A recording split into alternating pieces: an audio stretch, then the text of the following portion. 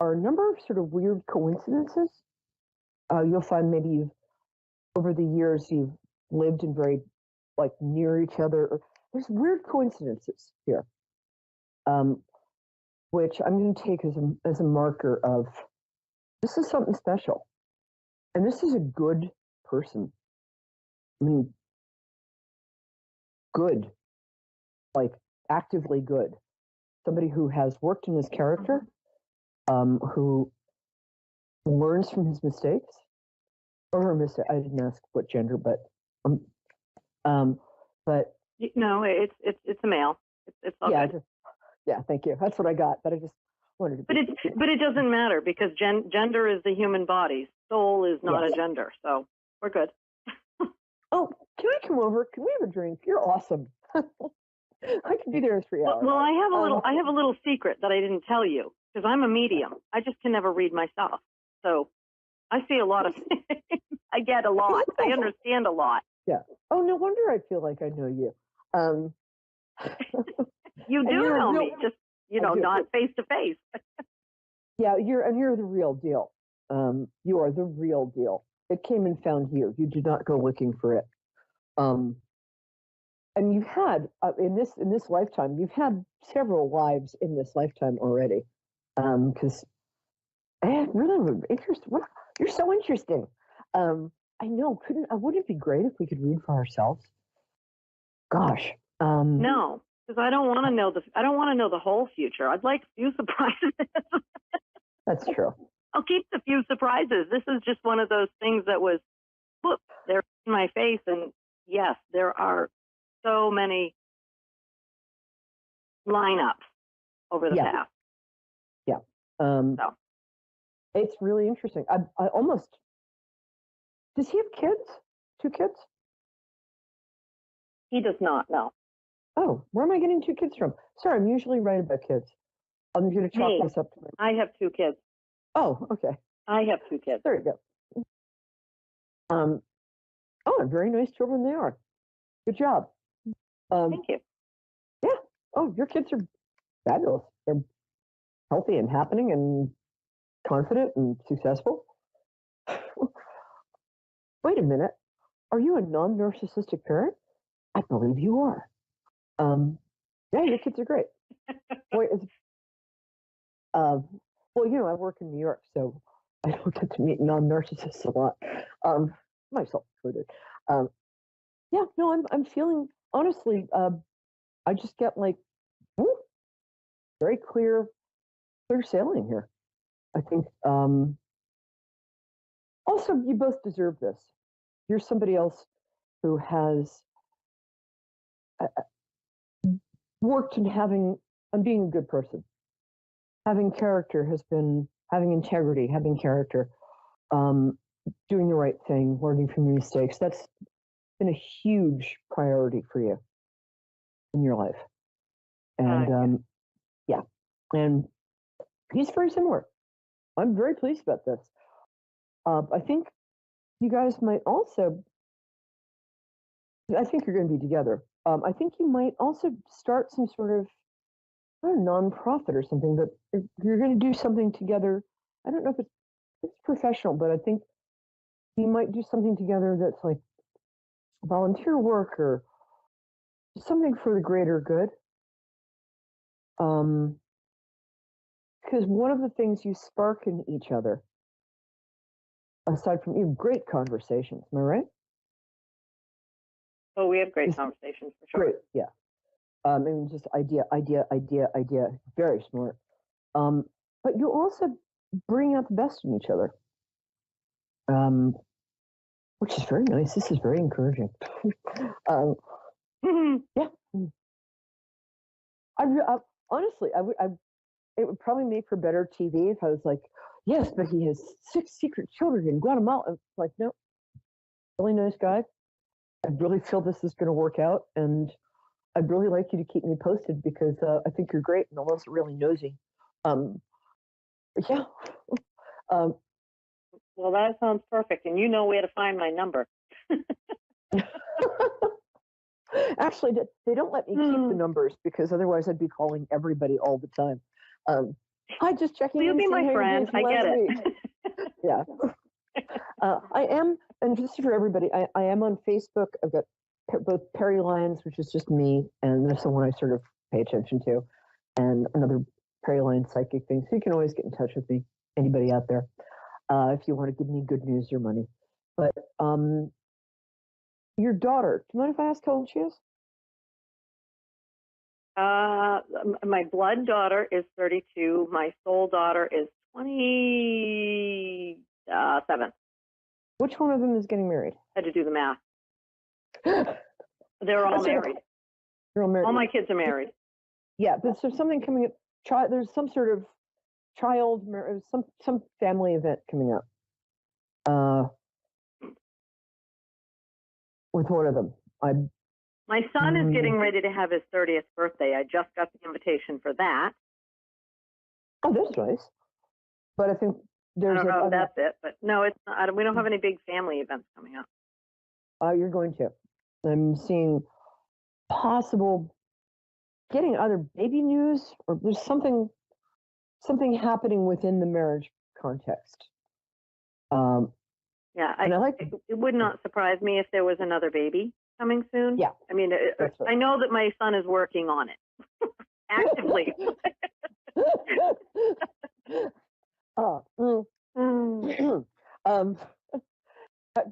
That's I'm actually a little speechless. No, I think it's the daughter. I think it's a 27-year-old. I love that you said blood daughter and real daughter, which is like that's going to keep me up all night. Well, I have so my daughter and my son, my first two born, are actually from my first husband. Then he had an affair and produced a daughter who I met her when she was an infant and 3, but when she was 17, she came into my home, even though I was long since divorced her father. She doesn't have a relationship with either one of her blood parents, but she does with me. I am mom. Good for you. Oh, that's just the way it is. I was you right just about open your heart and you bring them in. It's love. Oh, that's what you do when you love. Yeah. Oh, boy, you've no, you cannot clone me. There's only one of me. Yes, and as for nonprofit work, I am leaving in July to go to Africa for the month to teach English to children. That's what I'm getting. Okay. Through a nonprofit. It's funny. I do charity work for a African nonprofit as well. Good for you. Yeah, I think if you want to get married again or just happily live in sin, the last thing I'll ask. The two is good for both of us. Yeah. Neither of us need or want those vows. It's not a matter of a wedding and the state paying taxes. It's just a matter of being who we are and loving who we are. Perfect. Works for me. We don't need no piece of paper from the city hall, keeping us tried and true. Sorry, there's a little Joni Mitchell excerpt there. Yeah, there you go. That's about it. I figured. Also, something else. You got some sort of windfall coming in October. There's money coming in. I'm not sure from where. Have you ever? This is really out of the blue, but I'm just going to say it. Have you ever gone to the like maine.gov website and there's the state comptroller's office and they have something called I have and I'm not on it. Oh, that's too bad. He might be. I have and I'm not on it. But I got $10,000 that it's not even that. It might not even be that. I think I have a clue as to where it may end up from. So keep going. Okay, good. Everything you've said makes sense because I know where to connect the dots. How's that? That's great. And thank you because I've been gone for I was down with COVID for 2 weeks. So it's nice to thank you for the confidence booster. If it's okay with you, I'm just going to stay with you for the next, we've got 5 minutes left. So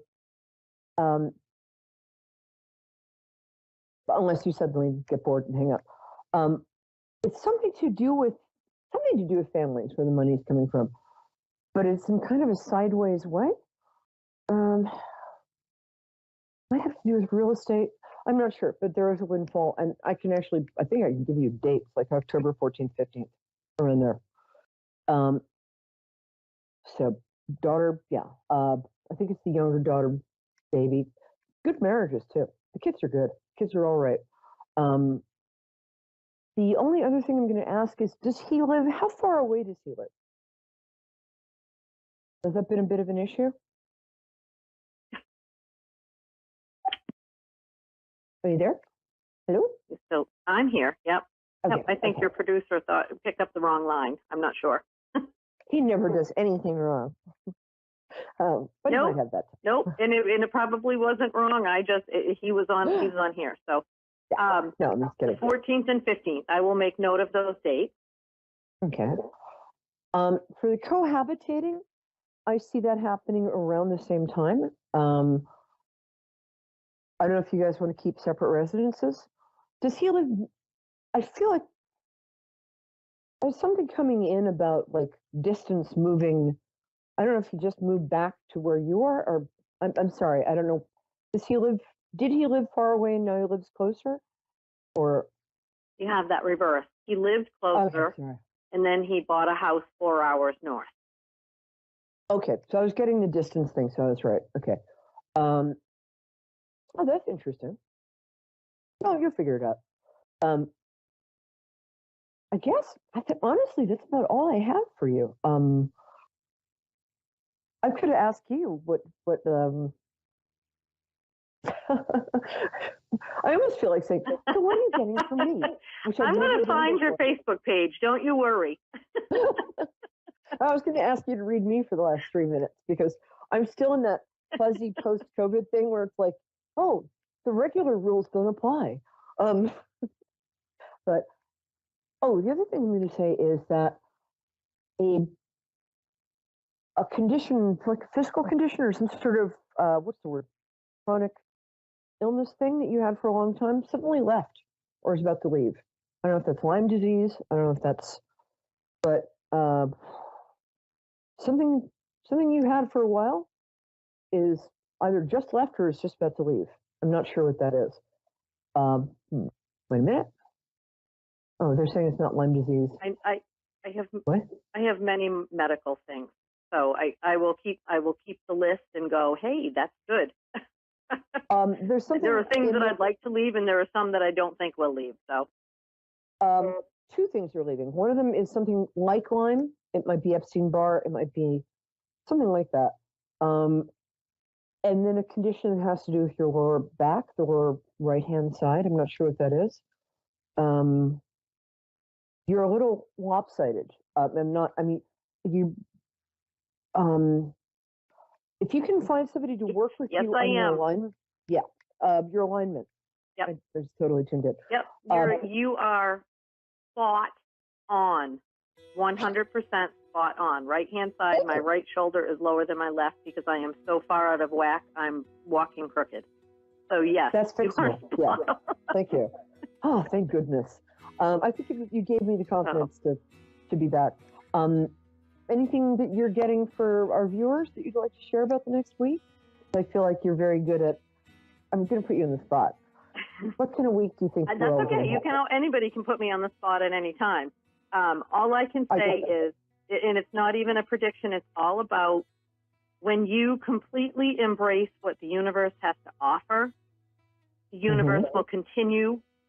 They will carry you, and they will open so many new doors and windows. Because that's where I'm at. I mean, I've always been a believer, but when I fully let go of the worries and let it up to the universe, everything started to line up, including this amazing human that is coming into my life. Yeah. It sounds like you're aligning with your higher self. You're aligning with... I think I am. Yeah, and it's interesting because this week has been about that for me too. Learning to let go and let God, or if you're agnostic, letting go and letting flow go through it.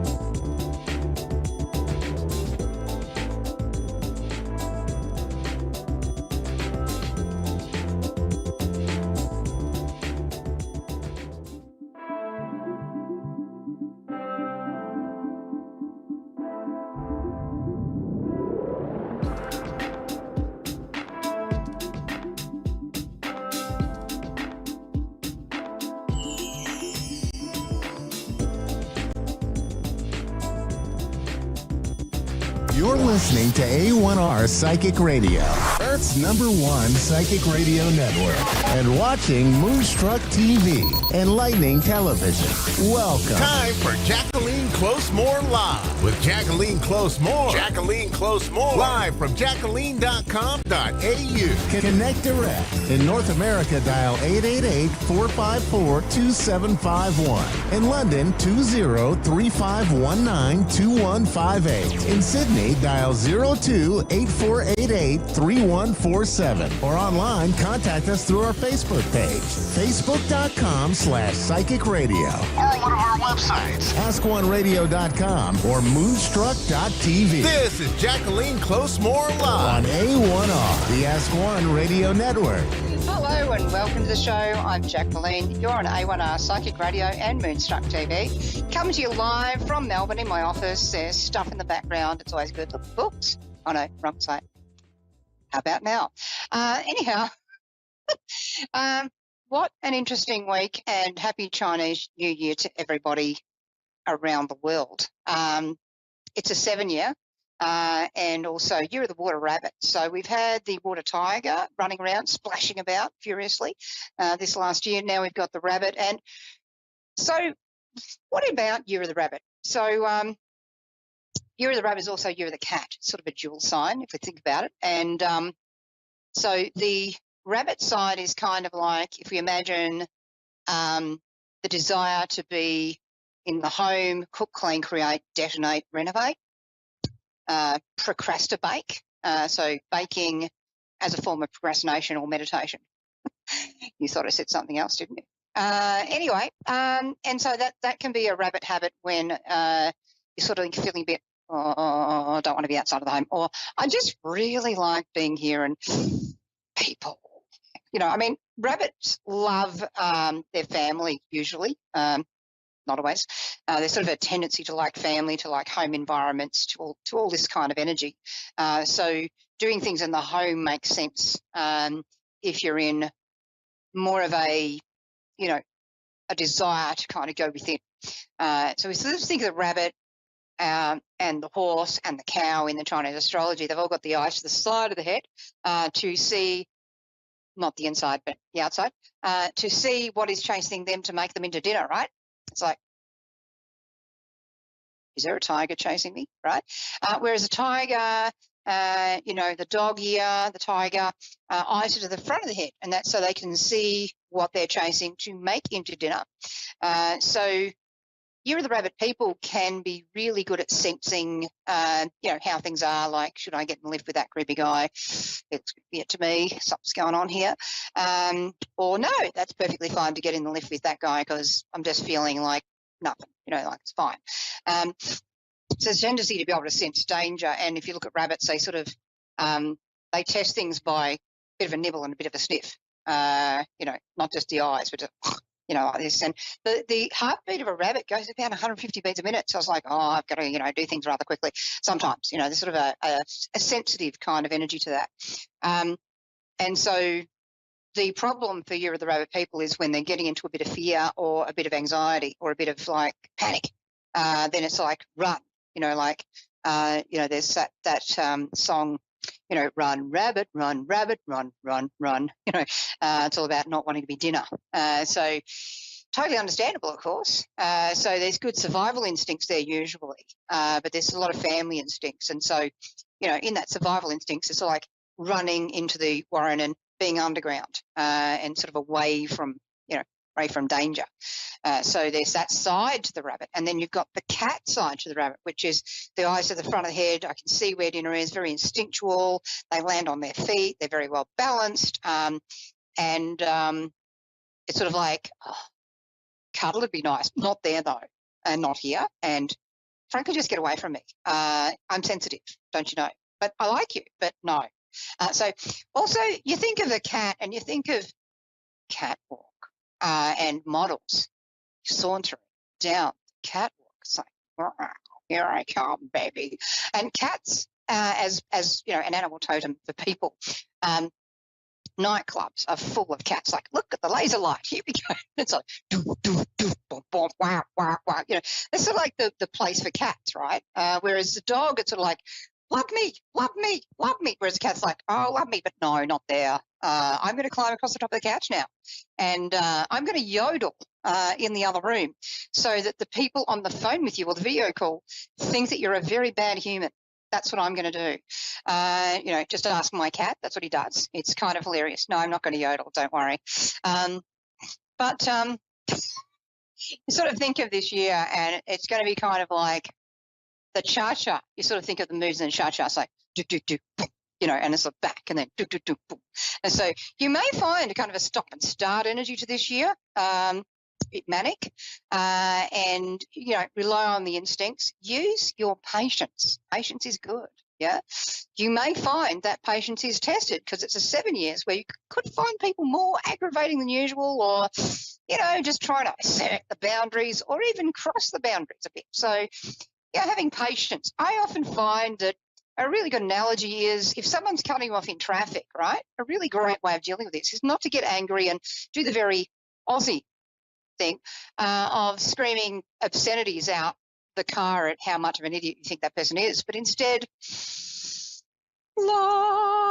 like maybe they've shat themselves, like maybe they've shat themselves, or the lactose intolerance. They just had a full cream mocha latte and it's starting to impact, and they got to get home before that impact completely impacts, right? And they're having to race home, and that's why they've cut you off in traffic, because they've got to go right around that corner and narrowly miss a truck coming straight towards them just to get home because they've got to get to the toilet. That could help. That could help you through this year if you just think maybe they shat themselves. It's just going to be maybe a nice philosophical view of why that person's being unreasonable. I mean, there could be 1,000 other reasons, but I think I like this one most, because why not? Makes it more entertaining in a way. It's sort of like your compassion is right there if you know that, you think that maybe that person shut themselves. You're going to think, well, if I was in that situation, I shut myself, I probably would be a bit impatient. I probably would be doing crazy things, maybe. So that could help. It's just a way of coping with idiots, I think. So maybe use that. So this year, if you sort of think of the cat and how it sort of watches things, sits there and then pounces. So that could work for you, unless you're trying to pick someone up at a nightclub, in which case I don't suggest that, because they may have a little bit of a problem of being physically assaulted. That could be an issue. So don't do that. And as a psychic this year, you may find you pick up a lot more in dreams, or you may actually find that you get more creative or intuitive at night time. Quite literally, and that spring could be particularly interesting. So wherever you are in the northern or southern hemisphere, or possibly the western or eastern, but it's going to be a time to kind of, I think, use your patience, choose your moments very carefully, and then pounce at the right moment, but not in a way that harms anyone. Let's not harm people. Physical assault's a problem. So things like that, and things around the home and the family will be of more importance. Now, it's a water rabbit, so what does that mean? I guess if you're born in the fire year or anything, or you have a fire constitution, which is different to what year you were born in, by the way. Sometimes it can be the same, but they're not worked out the same way. But if you have a fire constitution, or you are year of the fire or something, you may just find this year it's not so much that you are burnt out or extinguished or overwhelmed, washed away. It may just be that there's extra pressure to be more focused on the things that you're actually passionate about and stripping away the things that are not actually helpful to you. This year, it's really good to be kind of aware of your emotional state and your dreams. So maybe journaling emotions and journaling dreams can help you sort of be more in touch with what's really going on for you. And certainly doing those sorts of things helps you develop your psychic and intuitive senses and to listen to it a lot more because you're slowing down enough to do that.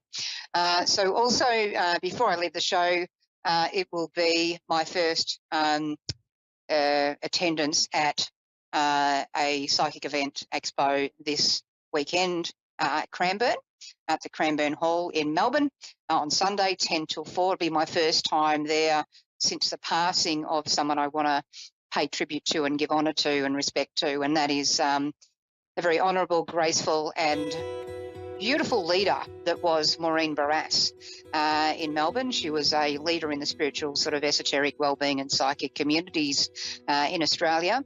A wonderful, graceful, assertive leader that really was a beautiful support to me and many others in the field. It's been quite sad for me and many others, but we'll be all there on Sunday giving support to her daughter and her family. Leslie Williams and Sarah and everyone else, so sending my condolences to them, but also, it's going to be sort of a big day for us all. But anyhow, we're going to be back next week, and there's more shows coming up on A1R Psychic Radio and Moonstruck TV this afternoon, evening and morning, no matter where you are in the world. In the meantime, I'm going to get on to more clients today and available around the world, no matter where you are. Okay, catch you next time. Lots of love to you all.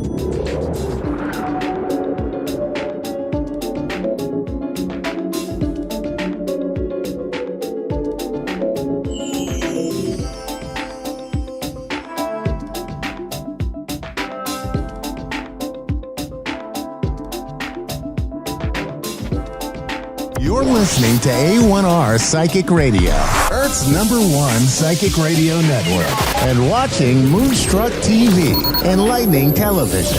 Welcome. Time for Medicine for Your Spirit with Raylene Byrne. Byrne. Live from RayleneByrne.com. Connect direct. In North America, dial 888-454-2751. In London, 20-3519-2158. In Sydney, dial 02-8488-3147. Or online, contact us through our Facebook page, facebook.com/Psychic Radio. Or one of our websites, AskOneRadio.com or Moonstruck.tv. This is Medicine for Your Spirit On A1R, the Ask One Radio Network. Namaste, everyone. Raylene Byrne, Medicine for Your Spirit. Here we are nearly at the end of May. How did that happen? I really want to share something that's happened this week. I've got this beautiful client I'm working with, and she's ready to shine in life. She's been working on accessing her own medicine, her own knowing.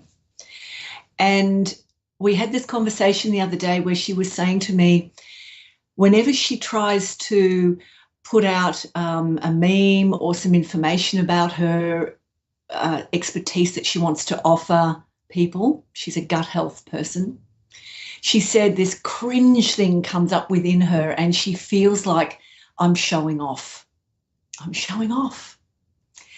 And it sort of made me sit there and think about how often so many of us hesitate and pull ourselves back from stepping forward, from revealing our medicine within, our magic into life to support, help, guide, assist others, because of this deep underwriting condition or belief or habit around don't show off, don't show off. And as she said it to me, I just feel like every time I want to do something, I'm showing off. Straight away, the message I heard very loud and clear for her was, you're not showing off when you're in service. You are shining out. And in that moment, her whole energy field rearranged. It was really quite a beautiful sight. It was miraculous to see, actually. She really got it at a very deep level. Somewhere in her, that condition to keep her small and diminished and diluted, it could not hold itself anymore against the truth of when you shine out. When you're in service, you shine out. So that's what I wanted to just offer you guys today, whoever's listening, that we are in a really big year. 2023 is a transformational year right across the globe. And we are meant to be going deeper within to ourselves, knowing ourselves, connecting in so we can shine out. Our soul gifts, soul talents, soul knowings, soul truth, soul calling, soul yearning is our service. And when we step into that service, we can shine that out for others to be ignited and to start looking for their own connection to their own inner world, their own medicine, their knowing. So it is a journey. It is a great big journey that we are on to get comfortable with that. But I just wanted to offer that whenever you feel that I might be showing off, or other people might think that I'm showing off or I'm bragging or whatever, then pause, take a deep breath and ask yourself, is what I am offering or sharing part of my soul service? Is it part of who I really am and what I'm here to do? Because it's not showing off or bragging.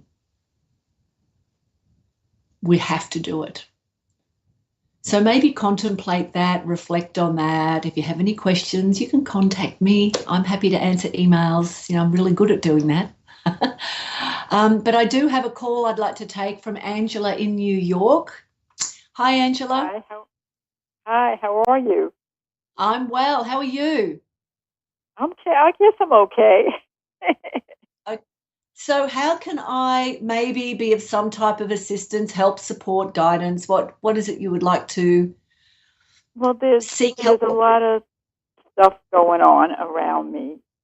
My husband had passed away almost 8 years ago, and since then, basically on my own. And there's a lot of things going on. If I should sell my house, and there's been a lot of problems with it. And I have stepson and granddaughters, and my family makes me nuts.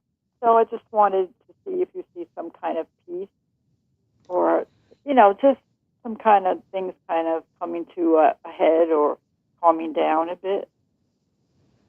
Okay, so the first thing I want to ask you before I pull a card for you is, do you feel within yourself that you are ready to move away from that place? Financially, I might have to. I don't really want to leave it because I've been in this house 50 years. But the point is I might have to. It's too much.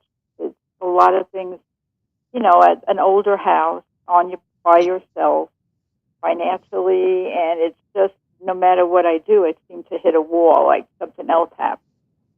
Yeah. So I don't want to, really. I mean, it's going to be a very hard decision.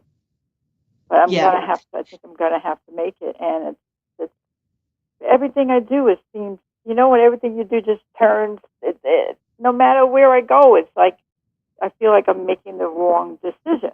And I try, but I just don't know what's going on. Okay, so one thing there's a couple of things I'll suggest. The first thing is I would find some quiet time and sit in the house. I know this is going to sound a bit kooky, but I'll tell you what, you will get some answers.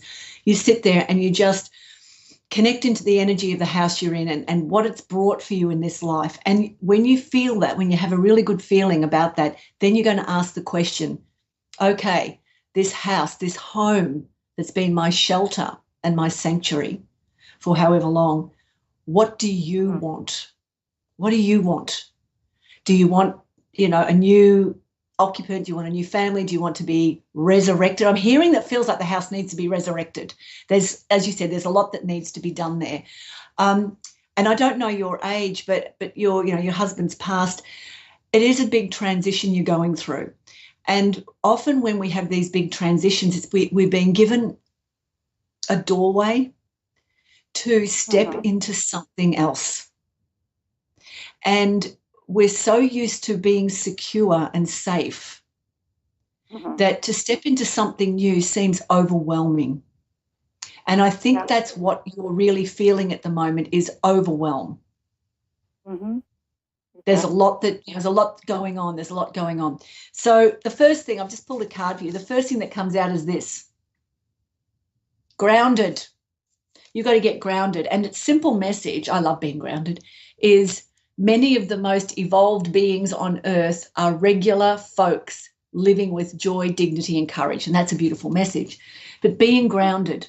See, the thing is, we cannot make decisions and choices if we're exhausted, if we're overwhelmed, if there's just so much going on, because everything is wanting attention. So it's like we've got to get grounded, and you've got to get into that place of feeling like there's spaciousness in you. So the words I want to say is the inspiration for what the next step is for you will arise. Now, I'm really big on, we know the answers. For every problem in our life, we already have the solution. It exists within us. It's physics.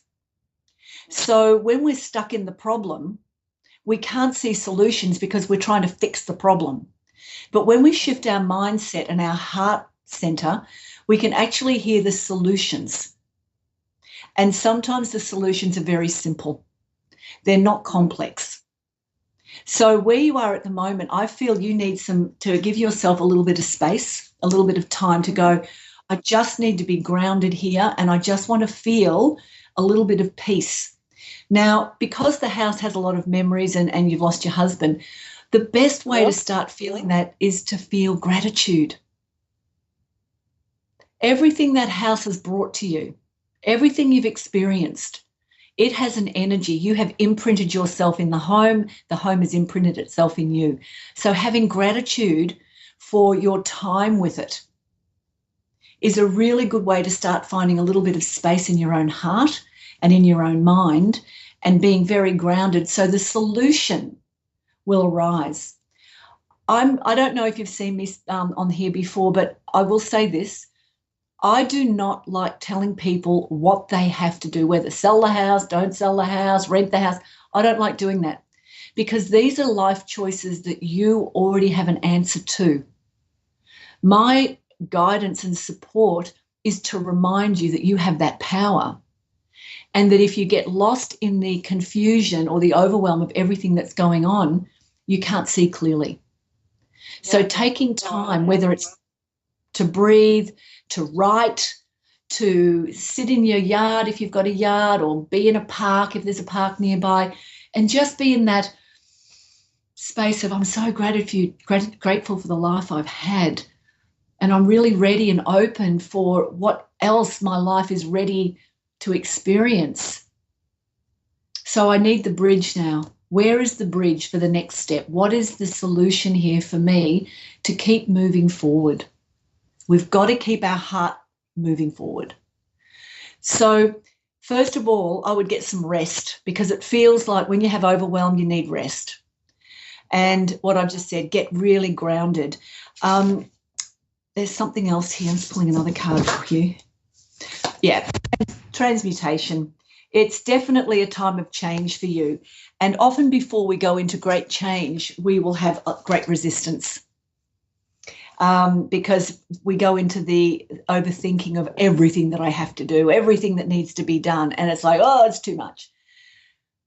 So for you, Angela, I would suggest, what I've already suggested a couple of things, but I'd always also say, when you're having those quiet moments, breathing into your heart, connecting into yourself, I would then say, I'm aligning with the best outcome for myself, my life, and my journey, and I'm willing to do what that takes.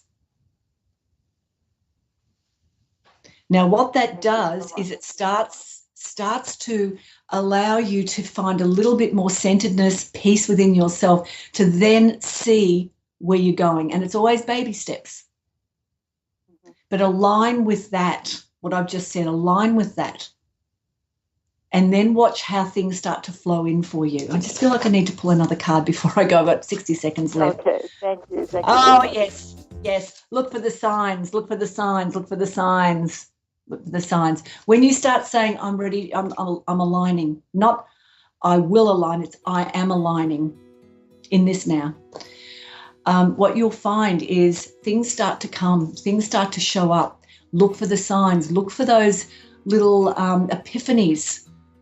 Look for those moments of ease that are coming towards you, and follow that. So can you just make sure that you do some of those things, because that will really help you.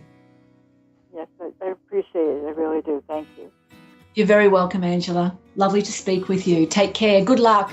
Yeah. Have a good night. Thank you. So all my beautiful people, beautiful friends, new people I haven't met yet, who I will meet one day, thank you for joining me. Remember that you have every right to shine out. It's medicine for your spirit.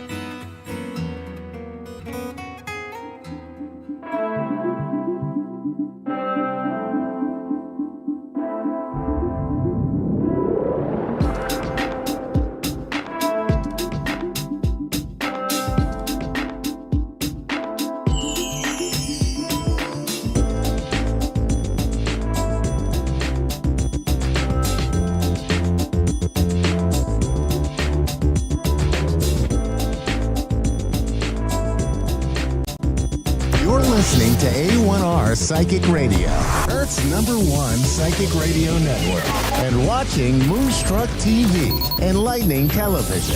Welcome. Time for Full Circle Wellness U with Renee John. Live from FullCircleWellnessU.net. Connect direct. In North America, dial 888-454-2751. In London, 20-3519-2158. In Sydney, dial 02-8488-3147. Or online, contact us through our Facebook page, facebook.com/psychic radio. Or one of our websites, AskOneRadio.com or Moonstruck.tv. This is Full Circle Wellness U on A1R, the Ask One Radio Network. Hello, everyone. Good to see everyone tonight. It's been quite a week here in Tennessee. Again, great time, planting time. I hope everyone out there's had a wonderful week themselves and are getting ready for Memorial Day and whatever celebrations you do or don't do, just whatever you do for yourself. It's been really interesting, you know, the comments that I've been getting, and I appreciate those. So thank you very much for your interest. On this show, we talk about everything: truth, health, wealth, blessings, whatever it is. It's my version of the truth. I've researched, I've trained in a lot of different areas. Of course, we all have our own truth. So, I honor that as well. So if you don't walk exactly the same path as me, I'm fine with that. And I hope you are the same. Tonight, I wanted to just touch on what we were going over before and how I was discussing about the concepts of wellness, the balance of wellness, and going into looking at the pH of the body. I had mentioned it's a good idea to grab a journal if you have one, if you want to tune in each Wednesday night at 9:30 Central and join me for this. And then you can go out and do your own research. Of course, I always take appointments as well, so you can contact me at the the website that's given there on the screen. And we can go further with that. But tonight, I just wanted to go a little bit into the lymphatic system. The lymphatic system is very important. And when I learned about this a couple years ago in school, I was shocked that a lot of people don't really know anything about it. The lymphatics is the lymph system. And most of us heard about lymph nodes and, your tonsils get swollen. Your adenoids, when you're a child, can get swollen or irritated. The lymph nodes under your arms and your armpits and your groin area and your neck. But there's a whole system that goes along with those. And what that system does is carry waste away from our body. It carries it away from cells, viruses, bacteria, anything that's out of the balance that needs to be flushed from the system that, of course, is part of that system. It's going to go ahead and flush that away. When the lymphatic system's working right, your body can be at its optimum. And that's so important. A lot of us walk around and we're in pain, a lot of pain, and we don't understand why. Well, sometimes it's just as simple, almost always, it's just as simple as your lymphatic system not flowing. And we talked a little bit, I think, about lemon water and the importance of that and the pH of the body. And these are things that I teach, and I'd love to go further into that with you. It's a short show. So I just go ahead and go through the health stuff in the beginning, and then we'll just move on to the rest of the spiritual nature of the show. And tonight we're actually going to do a meditation. So be prepared for that as well. I'm sorry, I have a wolf dog over here that's pressing on me. So he's distracted me a little bit, right, Kona? Anyways, okay. So back to the lymphatics. So, take some notes on that and just check into it and, go ahead and find out what that means, the pH of system of the body, the acids and the alkalines, and look into having an alkaline system and what alkaline foods there are. And, I think you'll be amazed at the simple things that you can do in your diet and in your lifestyle to really bring your body into more health. And again, if you, like to talk about that, I'm always available. So, okay, the other topic was, I've been praying about this all week, and I had it all wrote out and thought everything was great. And then I went into meditation about 45 minutes ago, and God put it on my heart that we need to discuss purpose. So, okay, so purpose. Purpose our gifts lead to purpose. And as I was having my meditation, my guides were showing me gifts, like actual presents wrapped. This is being an intuitive. I get a lot of symbols and a lot of signs, songs. That's why I get messages a lot of times. And in this case, it almost looked like Christmas under a Christmas tree with all the presents wrapped in pretty colors and all stacked up. And it was the word I got was gifts in gold, GIFTS, gifts in gold. And what comes to mind for me, what I feel is, what are our gifts? What are your gifts? Do you know what your gifts are? We all have them. Some people, have the gift of clairvoyance. Some people have the gift of, of speech. They just really know what to say at the right time. They have, there's the peacemakers. That was one of the things that I saw in my little meditation earlier. The peacemakers, those who can stand and mediate between, others. And then there's those who come at you a little bolder, a little harsher. They're the debaters. They're the one that want to get to the nucleus of things and get things resolved. Is this one of your gifts? There's somebody out there, obviously, that this is why this is coming to me so strongly, that'll really connect with this message, probably several people actually. But it's time to look at your gifts. What is it that you bring to the table? What did you come into this world with? We are only humans right now, but we are spirit beings, these phenomenal creatures, people, beings of God, and we're God sparks. And we came, I believe, with a purpose, a soul purpose. And, do you know what yours is? Mine's changed over the years and has enhanced and increased. And I feel like probably most people's have, especially in this last 3 or 4 years, as we're moving up into the higher realms. To me, I just noticed more and more people that, they had a certain career path, certain choices that they'd made, and their lives was going that way. And it's as if everything has shifted and tumbled and twisted, and people are going in new directions, and they're accepting parts of themselves that maybe they pushed away for a long time. Are you authentic? Are you accepting your authentic self? Do you know what that means? I encourage you to pray on it, meditate on it, fast.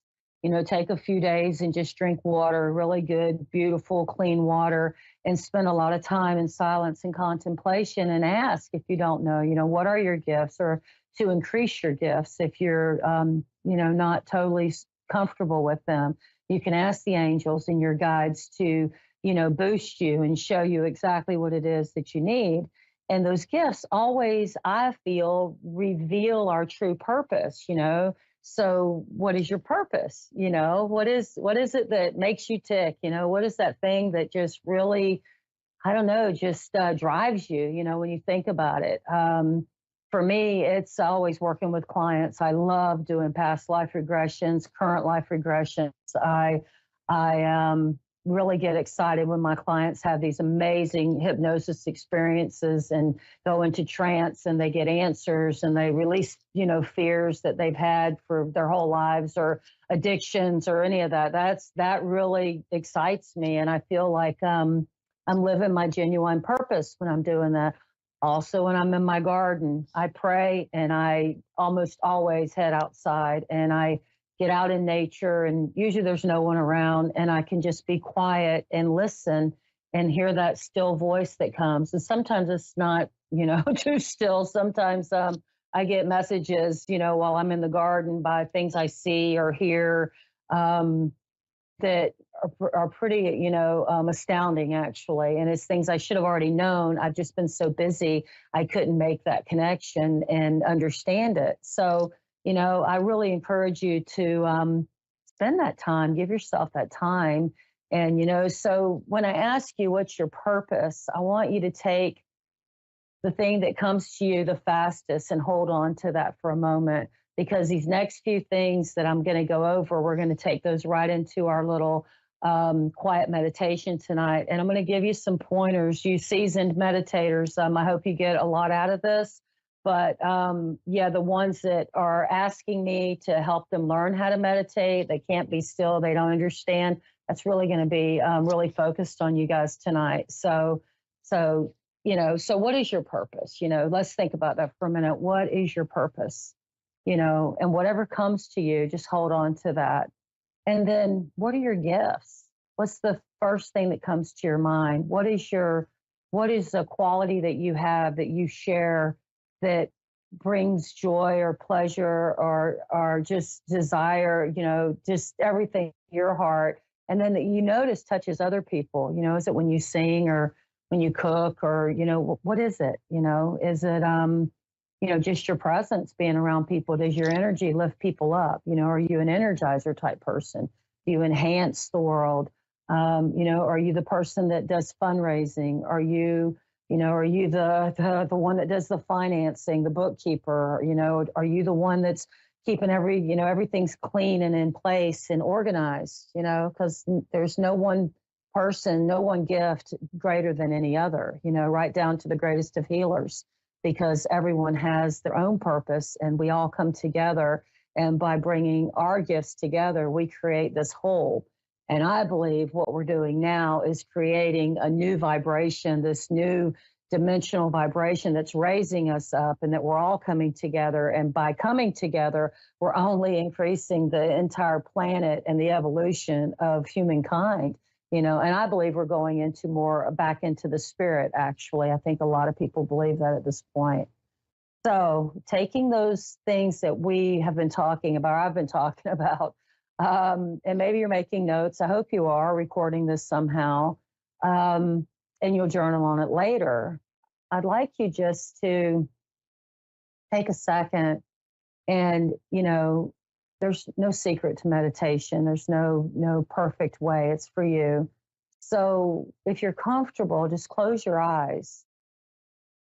Yeah. And just take a breath. Yeah. That's it. That's it. And breathe in through your nose if you can, and out through your mouth all the way, as slow as you can. That's it. And for the first timers that usually have a challenge with this, I use a symbol, and my symbol is a cross with a circle in the center. I prayed and I asked, and this is the symbol I was given about 30 years ago. So my cross has 4 pieces. It has a top bar, a bottom bar, a right bar, and a left bar, and the circle's in the center. So I designed that in my mind with my eyes closed. I see the top bar come down, bottom bar come up, the right, the left, and the circle in the center. And I focus on the circle in the center. So as it comes together, whatever your symbol, letter, color, image, whatever it is that you have that you can focus on, allow that to come and then focus right in the center of that. And just notice the center. And just allow yourself to be present there. And as you're there, just breathing in through your nose and out through your mouth. Whatever happens, happens. Whatever you think, whatever thoughts come floating by, let them float on by. Be grateful for them. And you'll notice that your breath becomes easier, your heart rate slows down. That's it. And just allow it now as you focus there on that spot, the center. Know that you are a child of God, child of the universe, amazing and whole and complete. And you understand you came with a purpose. And you allow yourself to be open to that purpose, to understanding it more. And in the next 48, 72 hours, that'll become even more clear. And it just makes sense. Songs will talk about purpose. Maybe you'll see it in a book, or you'll see writing on a sign, a color. Whatever it is for you, you'll understand it. And then imagine all those gifts. Remember those presents, those gifts that were packaged in bright colored paper under the Christmas trees. And, you see movies where they're, 6 feet tall and just gifts, presents everywhere. Well, that's what you are. You're a present to this world. You're a gift to the world. And you've been bestowed beautiful, beautiful talents and gifts that you can share. That's it. And just notice the colors of the gifts, the size, just their words there, their images. That's it. Perfect. And understanding that your gifts will slowly start to open more, develop stronger. And the more time you spend praying and your eyes closed and just listening or working in joyful activities that you love, gardening, swimming, hiking, dancing, whatever it is, the more involved you are in those, the deeper your mind will open, the more you'll get to see. And you'll start to remember even more. You'll start to remember and understand and know who you are, who you really are. Not just in this human form, but who you really are. Perhaps you'll remember other times when you were younger, just other times in general. You remember your strong connection to your Creator, to God as you understand God. You'll feel that connection, that strong connection to everything that's around you, everybody, connecting to every space on the web, you know, that beautiful web of life that's all interwoven together like a giant spider web with every little cell, touching every little cell. And everything that happens in one cell, the love that's felt can just spread across the entire web, touching every soul, every animal, every plant. That's it. That's right. Just allow yourself to breathe in one more time. Breathe in through your nose, out through your mouth. One more time, a little slower. Allow yourself the time to be present. That's it. And in this present moment, just imagine yourself now in a beautiful place. Maybe a park or a beach, wherever it is, someplace you've been, or a brand new place. While you're in this place, I'd like you to just picture and imagine, however you do it, perhaps like a screen on a television or a movie or a book. These are all things that we've all seen, so it's very easy to bring into your session. Just choose. That's right. But imagine yourself there in that place, and in your hand are 3 balloons, and they're floating up very high, but they're pulling on your arm, and they're pulling up, and your arm's up. That's it. And I'd like you to take 3 things that you'd like to let go of. Just start with the one main thing that comes to mind, something that's been holding you back. It could be physical, emotional, spiritual. It could be physical pain, discomfort, perhaps an old injury or a new injury, or maybe it's a sickness. With the magic of your mind, imagine putting that, whatever it looks like, it could be a color or shape, put it inside that first balloon. That's it. And just imagine, however you do, maybe it's a drawing, whatever, just know with intention that's there in that first balloon. That's right. And move on to the second. What is the second thing, idea, concept, whatever it is that you'd like to let go of, you'd like to release tonight? That's it. What is it? Is it a limiting thought about yourself or something else? Is it a challenge that you have trying to get a project done, or maybe something at work? That's right. Whatever it is, place it in that second balloon. That's right. Maybe it's a word that you could use that maybe comes to mind if it's not a full image. Whatever it is, it's perfect. And then the third thing, the third one that's been holding you back, challenging you. That's right. You can let it go now. So just imagine that third thing, that third situation. It could be a conflict with a person you love that you just can't seem to, help understand where you're coming from, or maybe you don't understand where they're coming from, just a disagreement, misunderstanding, or it could be something, much bigger, whatever it is for you. Imagine taking that now and putting it in that third balloon. And by now, your balloons probably have colors, whatever they are. It's perfect for you. But feel it, the heaviness of it. It's pulling up, pulling your arm up. Your arm's heavy and tired. It's trying to hold these balloons back. And I'd like you to go ahead now and make a decision and just let them go one by one. Open your hand very slowly, one by one. And watch as they go and they float out.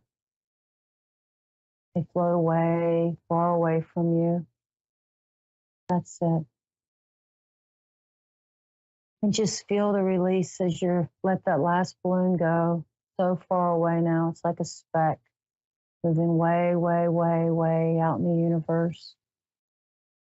And these balloons are incredible balloons. They just dissolve.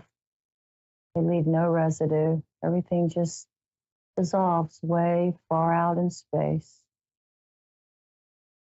allowing you to just release and let go. That's it. It's perfect. Now, as you start to allow yourself to come back fully, knowing that what needed to be gone is gone, it's released.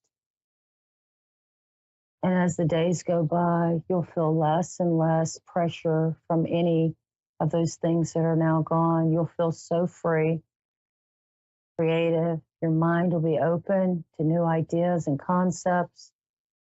That's it. That's right. That's perfect. So just allow yourself to come back. Coming back as awake or as rested as you choose. You can be energized or you can be ready to curl up and get a great night's sleep. That's right. So on the count of 3, back. 1, 2, 3, back. That's perfect. It's so important to take time and tune in like that. And it's probably awkward, spur of the moment on a radio show like this. But you can do this too. And it's so important to take time for yourselves and just tune in, and you'll love it. Your health gets stronger, your mind gets sharper, your body gets, better. Everything just works together, because the more you tune in and set intentions, you manifest faster and things come to you and you just get those answers and it just makes it all so possible to just be all that you want to be, So saying all that, you guys, I really appreciate your time. It's so incredible to be able to share this way. It's been a dream of mine for a long time. And I'm really happy and excited that I'm getting to share all these truths and wisdoms that are coming through from my higher self and from God and the angels, my guides.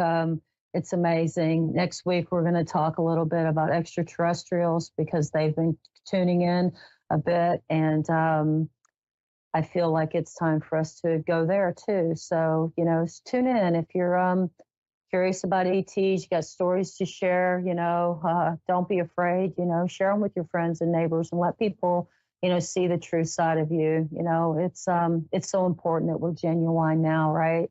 It's more important than ever before, and we can be who we are and do so without fear because, a lot of things we're scared of, they're not real. And then a lot of things that we're always thinking and worrying about, it's not even ours. We're empathic and we carry other people's challenges with us. So remember, always put your hand on your heart when you're feeling anything uncomfortable and ask, is this mine? And if it is, what can I do about it? And if it's not, you can go as far as to say a prayer, ask whose it is, and if it's your mom or your dad's or your kids or your husbands or your wives or your friends, say a prayer for them, and sit in meditation and see them well. Just see them well. Don't worry about them. See them well and tell them, I see you well. You're awesome. You're doing great. And, don't worry, because worry just brings about the things we worry about, and focus on the beauty in the world. And just remember, we're all in this together and we are doing fantastic. We really are. And don't buy into everything you see on the news because it's not real. That is not truth. So you guys, thanks again. Check me out at fullcirclewellnessu.net or fchypnosis@gmail.com. And y'all have a beautiful week. Just, keep doing the next right thing. And please, please, please research everything that I mentioned in the beginning of this about the lymph system, about your glandular system, about the pH of the body, the alkaline foods. And, take it to the next step. Give me a call. Set up an appointment. I'd love to see you. Y'all have a blessed night. Blessed night. Stay cool. Stay blessed. And remember to have a good time this Memorial Day. It's going to be an awesome holiday. I love y'all. Good night.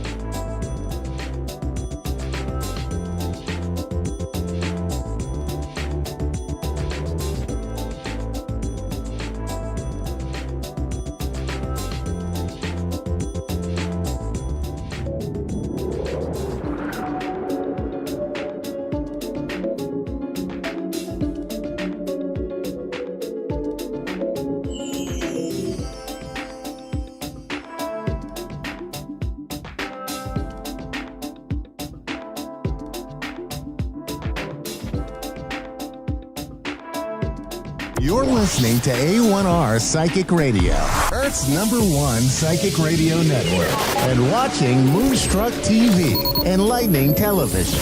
Welcome. Time for Soul Tea with Marie, with Antoinette Marie. Antoinette Marie. Live from AntoinetteMarie.net. Connect direct. In North America, dial 888-454-2751. In London, 20-3519-2158. In Sydney, dial 02-8488-3147. Or online, contact us through our Facebook page, facebook.com/psychic radio. Or one of our websites, AskOneRadio.com or Moonstruck.tv. This is Soul Tea with Marie On A1R, the Ask One Radio Network.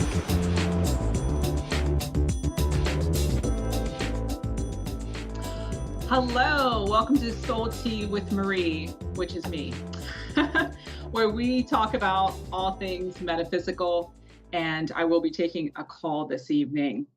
I do want to talk about a certain subject tonight because I always ask my guides, what should I talk about? What's on people's minds? What's hurting somebody's heart out there?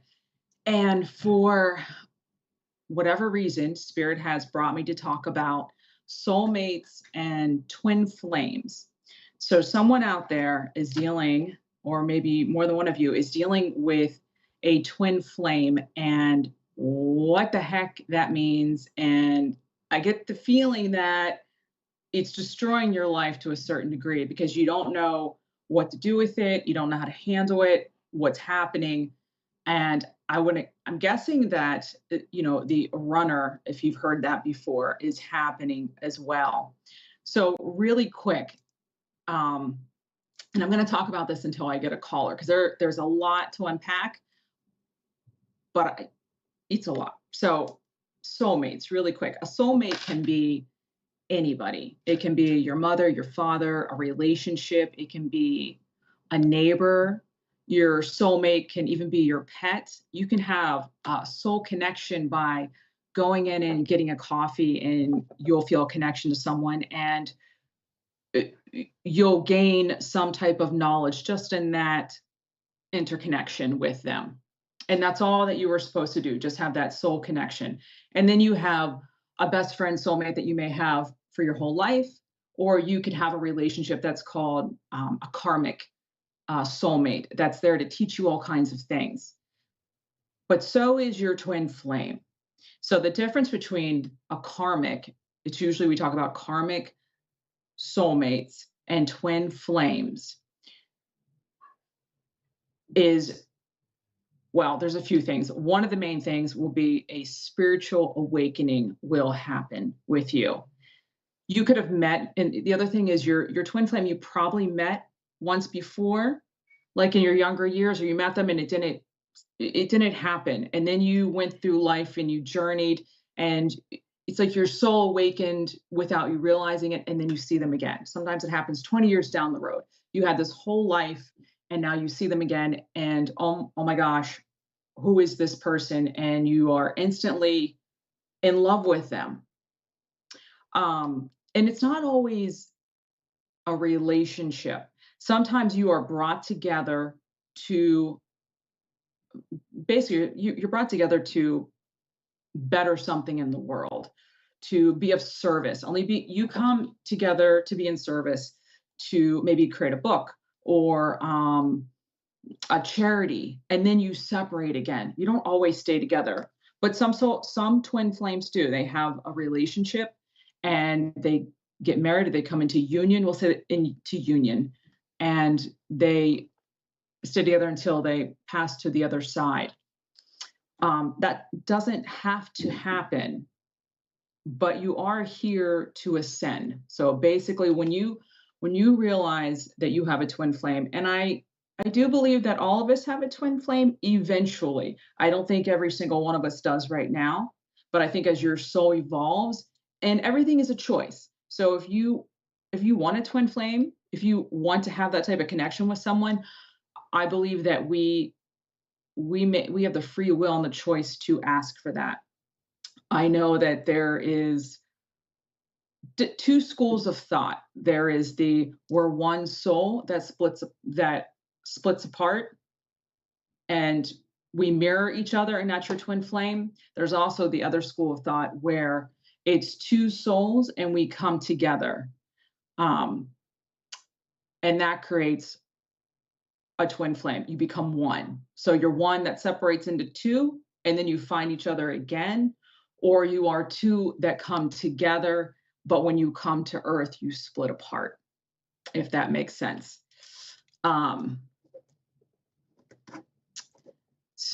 And I have a caller, so I will put that on hold, and we can discuss the rest of that the next time I am here. Vinny, are you here? Yes, Hi, how are you? I'm good, thank you. How are you? I am good. I am good. Let me just get a piece of paper here so we can.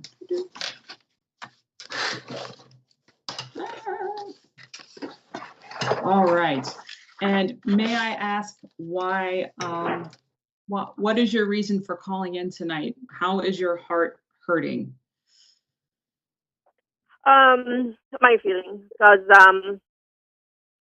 I've been separated 2 years ago from domestic violence, emotional abuse, for 17 years married. So until now, I don't know how to trust men anymore. I'm just scared. I'm just worried. I believe there is someone out there. It's a nice person, but I don't. At the moment, I don't know how to believe how lucky I am to get one of them, something like that. So I don't know. Still don't know what to do. So you're to get. I just want to make sure you're getting out of an abusive situation, and you're looking for someone to come into your life. Yeah. I try to open my mind.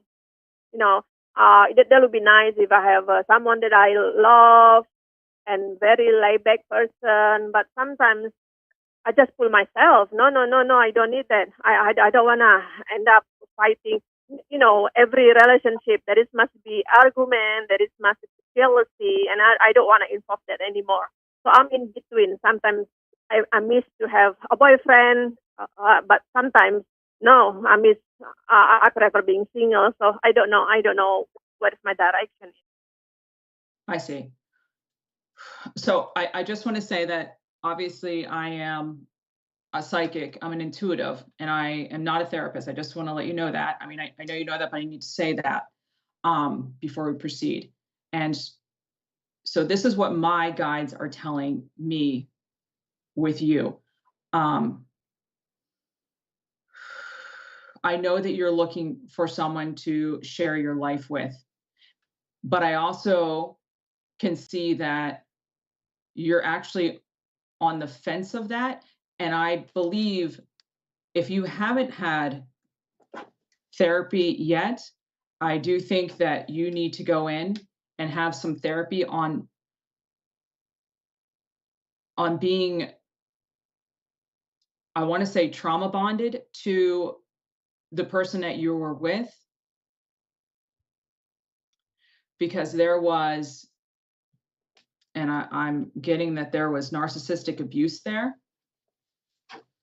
as well as, and you didn't say it, but I'm going to say it, which is there was some physical abuse. It may not have been to the point that it was extreme, but there was pushing and in your face. It was very much in your face physical abuse. And I believe that you hold on to that and you have protected yourself, that even though you want love, you also don't want it because it scares you, and not just mentally and emotionally, but it scares you physically as well. This person made you feel very small, because I can see you being like in the corner, crouched down, but mentally speaking, emotionally speaking, crouched down. And I do see that your heart is open to be with someone. Absolutely. But Yes. I also see that you don't have the skills of how to open your heart when you do meet someone, and I do believe you will. I don't think that's going to happen right now. I don't see that coming into your life right now. If someone comes into your life, I don't know how healthy that will be for you. They may be fine, but who I am seeing, wouldn't it be for a while? The one that's being projected to me, that you need to do some work on yourself to take baby steps on how to open yourself up to that relationship.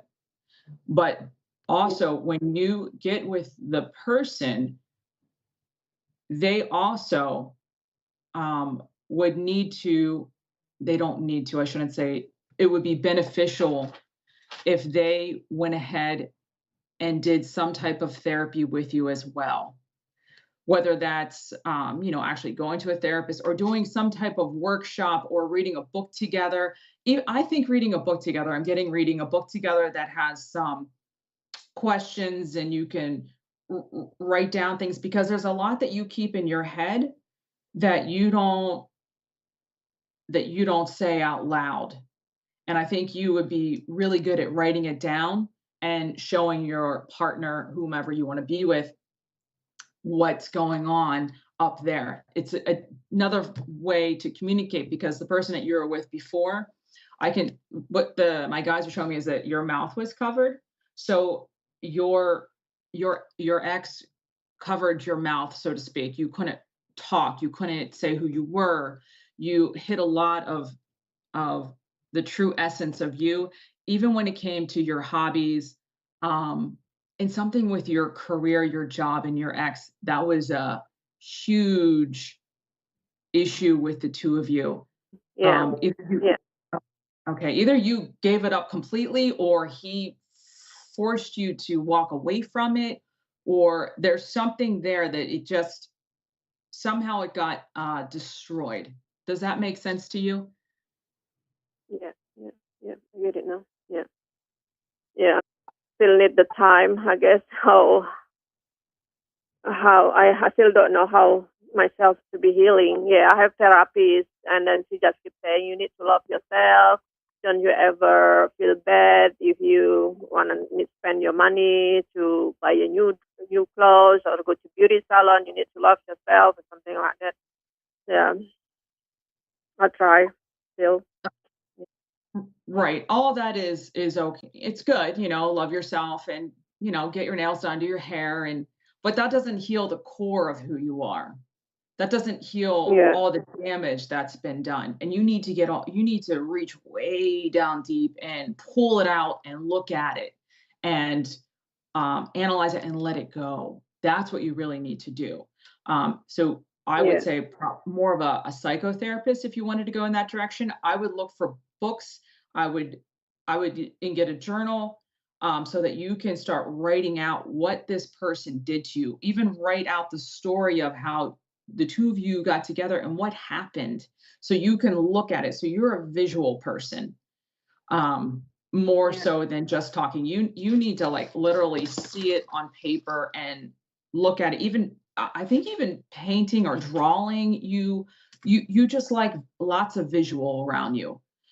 And that is how you will be able to let it go. But you haven't gone there yet. I can feel it on you. You still carry the weight of all of it. And somehow he is still affecting your life. Either he's still in your life, or he has strings to your life that he comes in and out. Somehow he's still attached to you. Does that make sense? Yeah, I get it. Yeah, all right. I try doing it and listen what you said.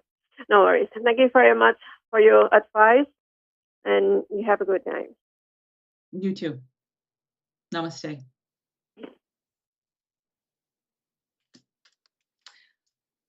Okay. So it's hard when we experience relationships like that. They can really hurt us emotionally and mentally, and to try and move on or move forward. We don't ever actually move on from it. We just have to move forward. It's the same thing with grieving. When we get out of a relationship that has basically destroyed us, we need time to mourn it. We need time to mourn that situation, and then figure out how we're going to go about bringing someone else into our life. And sometimes we don't. Not everyone does. Not everyone is able to let go of all of that pain. But I know that last caller really wants to be loved, and she is caged. And a lot of people are caged in their own life because of what has happened to them. And I can't give therapeutic advice. I can only give what my guides tell me. And what that is figuring out how to get that pain out. And the way to get the pain out is to look at it. You need to figure out how you're going to look at it, whether you're going to write it down, whether you're going to talk about it to yourself in your car, whether you have a sounding board that they don't say anything, but somewhere and then my guides are also telling me it's not just that. You have to trust. You have to learn to trust. So you have to actually step out and do something out of your comfort zone. So say you've always wanted to, I'm going to use this analogy, but say you always want to jump out of an airplane, but you're scared to death to jump out of an airplane. My guys are telling me you got to go do it anyway. Now, I'm not telling anyone to jump out of an airplane, okay? But say you've always wanted to do karaoke and you never did it before. Go do it, because you're stepping out of who you are in your day-to-day life. And you're going to get up on that stage, you're going to sing, and you're totally going to fail, but you're going to feel alive. And that's what's missing for you, is feeling alive again. So you can go through everything that you've been through, but the next step is feeling alive and doing those things that you would never have done before. And now you're going to do them. The more you do something to feel alive in a healthy, constructive way, please don't drive 200 miles down the road. We don't want you doing that. But doing karaoke, or going and painting somewhere, or taking using clay and making a mug out of clay, something that is totally different, picking up an instrument and learning it. Whatever you have to do to use all of your senses, and it invokes the fear in you, but you're safe when you do it. So karaoke, it invokes fear. You do it, you come off stage, you feel exhilarated, embarrassed, alive. You go home, you're so proud of yourself. You can't believe you did this. That is how you slowly rebuild yourself, and how you learn to allow love to come back into your life. It takes time. You can't do it overnight. It could take months, and sometimes it's years, and sometimes it's a lifetime.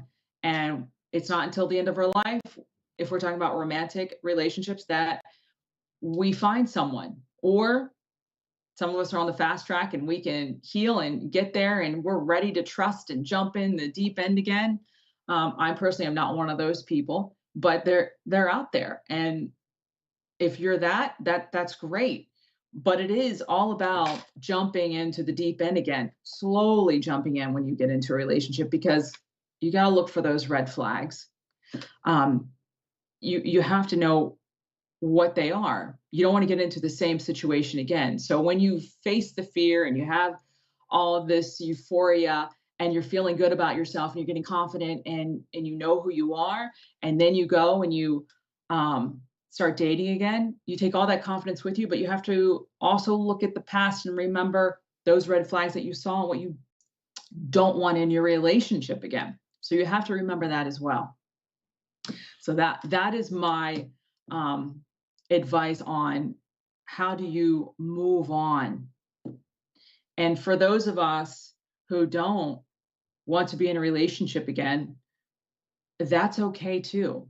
If you are on a soul's journey and you want to self-heal and you want to see where your gifts take you, or you want to see where your passions, your creativity, your career wants to go, and that's all you want in your life, and you want to have friends, and you want to drink tea in London, and you want to go walk the Camino, and this is what brings you complete fulfillment, that's okay too.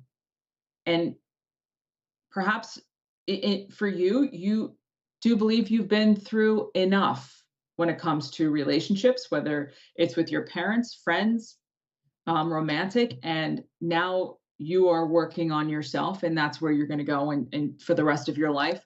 That's absolutely okay too. I personally do believe that we come back here, or if you're a star seed, you don't come here. You go back to Andromeda, or you go to Syria, or you're Sirius, or Arcturian, which we can talk about that sometime if you like. But so maybe you don't come here and you go explore something else. This is your human experience to live it any way you want, and you can do relatively anything you want. You just have to really want it, and you have to be able to accept all the consequences that come with your choices. And I hope you pick good choices. And and again, not choices not to harm anyone, obviously. I think we have a few more minutes, so I just want to go back to the twin, since we're talking about this, and we're talking about twin flames, which is interesting, that, and I have notes, if I can find them. So twin flames, we talked about star seeds. I'm sorry for making all this noise. I was talking about souls being 2 or 1, which is that it? I don't know. I'm horrible. All right, so wherever it is here. So I believe that I'm under the school of thought that it can be 2 different ways depending on where you're from. So, and I believe that star seeds, and I don't think all of us are star seeds. Some of us Lemurian or Lantian, and I do believe that we come from this area, but there are others that don't. But I believe that we all have one creator to this universe. And with that, I do believe there's free will. But I think that there are different rules for different places. So talking about twin flames, my opinion is, depending on what type of star seed you are, you may be one soul that's split apart, or you are 2 souls that come together. So saying that, and I'm still looking for my notes here, even though I just wrote them, but one of the reasons why you come here to find your soulmate, and you don't always find your soulmate. Sometimes your soulmate passes and they find you when they are on the other side. But one of the reasons is for you to be aware that you are a soul and the gifts that you have. We have all of the gifts.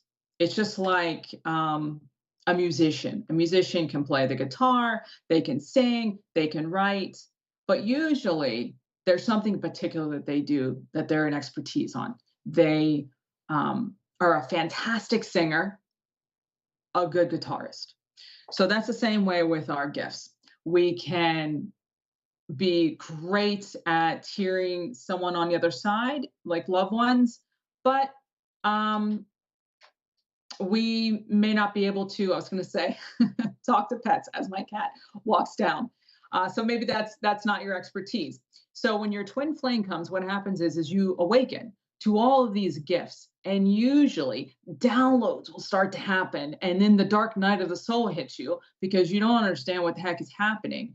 And you feel like you're losing your mind because usually it's your guide that's talking to you, telling you who you are, that you aren't just a human, that you really are hearing someone on across the veil. It's not your grandmother. It's another being. It could be an angel. It could be it just something else. Many types of entities over there, elementals.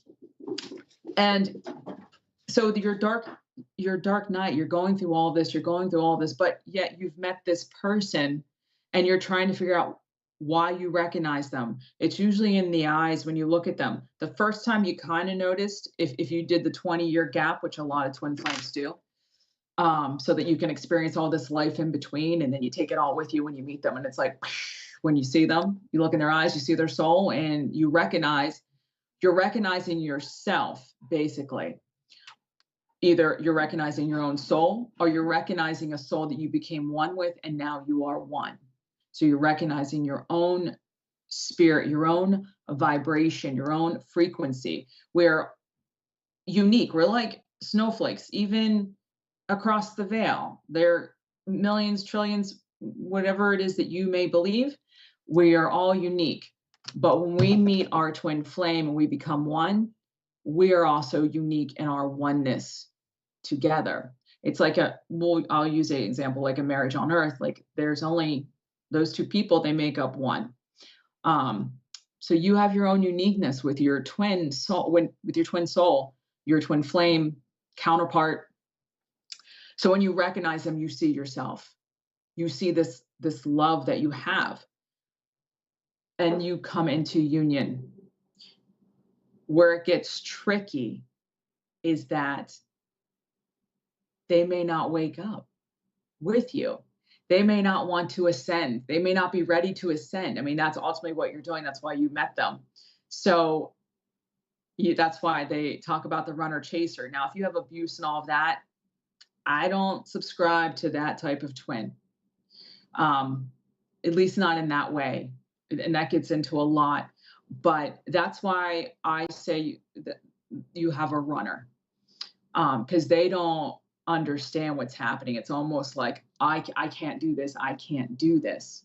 And you're like, oh no, we got to do this. We have things to do. Your soul's like, no, we got to go save the world. We have a mission. That's why we're here, to ascend and to bring love and light to the world.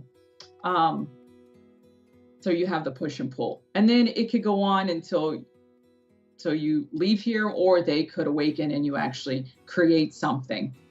So, but that is roughly what a twin flame is. And that's what happens when you meet them. And then of course your soulmate is your soulmate, and you may stay with your soulmate the rest of your life and have a twin flame in your life as well. A lot of people do that. They have a twin flame. They're not in a romantic relationship, but they're in union, and they go out and they do service together, which is very beautiful to do. And then you have your soulmate that you spend your life with. And then when you go across the veil, you make a decision on what you want to do. If you want to stay with your soulmate, your twin flame, I would imagine you go with your twin flame. But again, it's all about free will, which is the beauty to our eternal life, I believe. But time is running out. I just want to thank everyone for listening. And I send healing to Vinny and to anyone else going through that, and anybody that's a twin flame that's having a hard time. Love and light to you. Namaste. And I am thinking of you, and I understand the journey. I really do.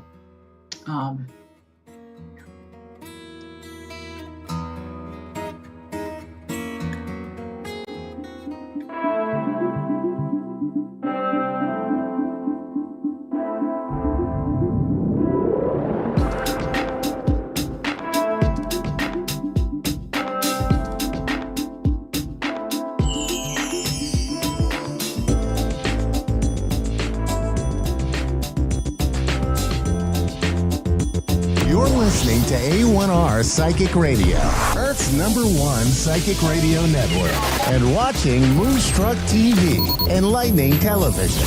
Welcome. Time for the Psychic Side with John Capello. John Capello. Live from johncapello.com. Connect direct. In North America, dial 888-454-2751. In London, 20-3519-2158. In Sydney, dial 02-8488-3147. Or online, contact us through our Facebook page, facebook.com/psychic radio. Or one of our websites, askoneradio.com or moonstruck.tv. This is the Psychic Side on A1R, the Ask One Radio Network.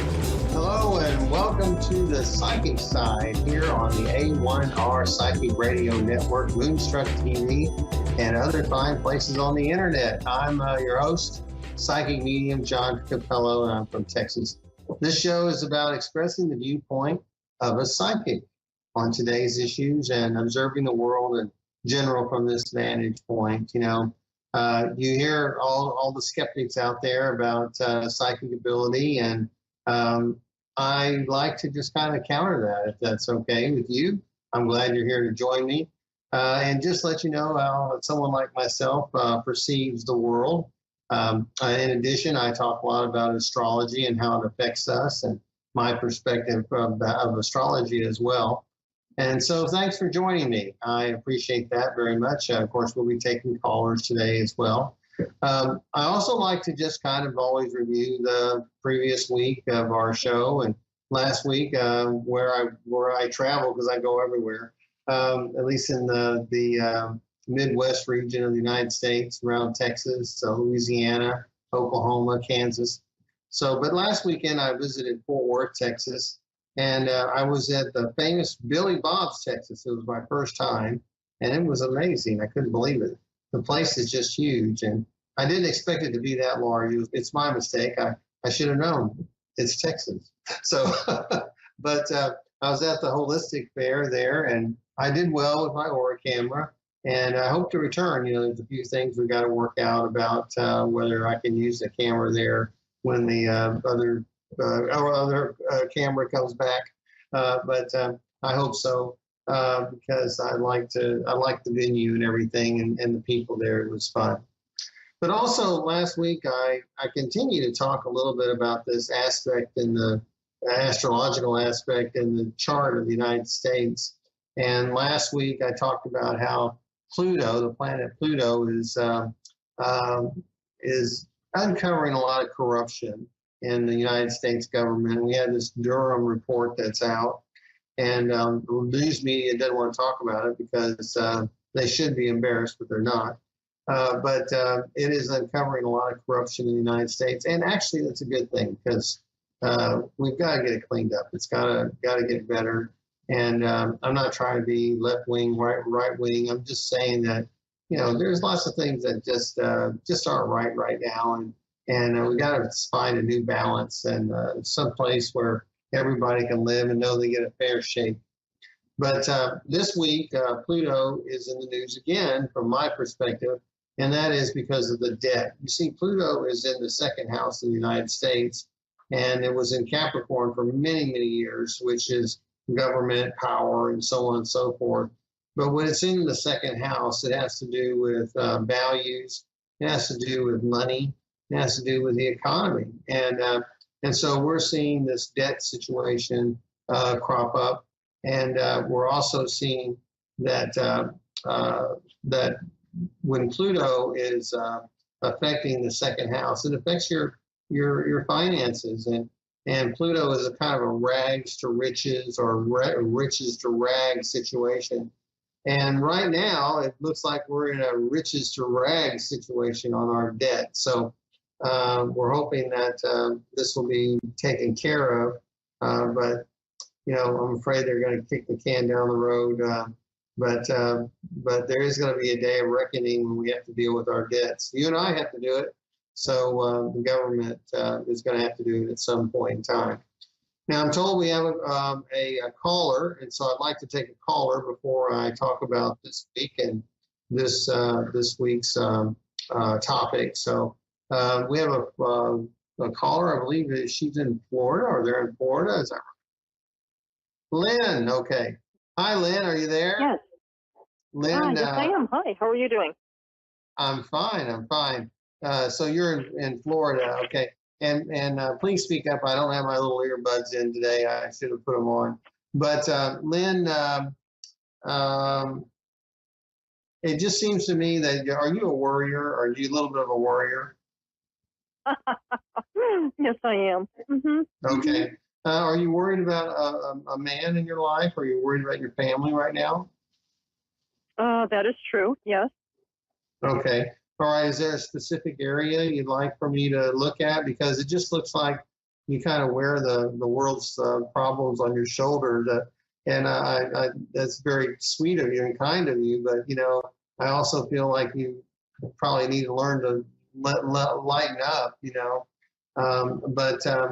I feel like you like to help everybody and you like to make everything right around those that are around you. And sometimes we have to let people do that on their own. But do you have a specific question for me today? I don't mean to pick on you. I'm curious. No. Hey, you got me. That's very accurate. Very accurate. Yes.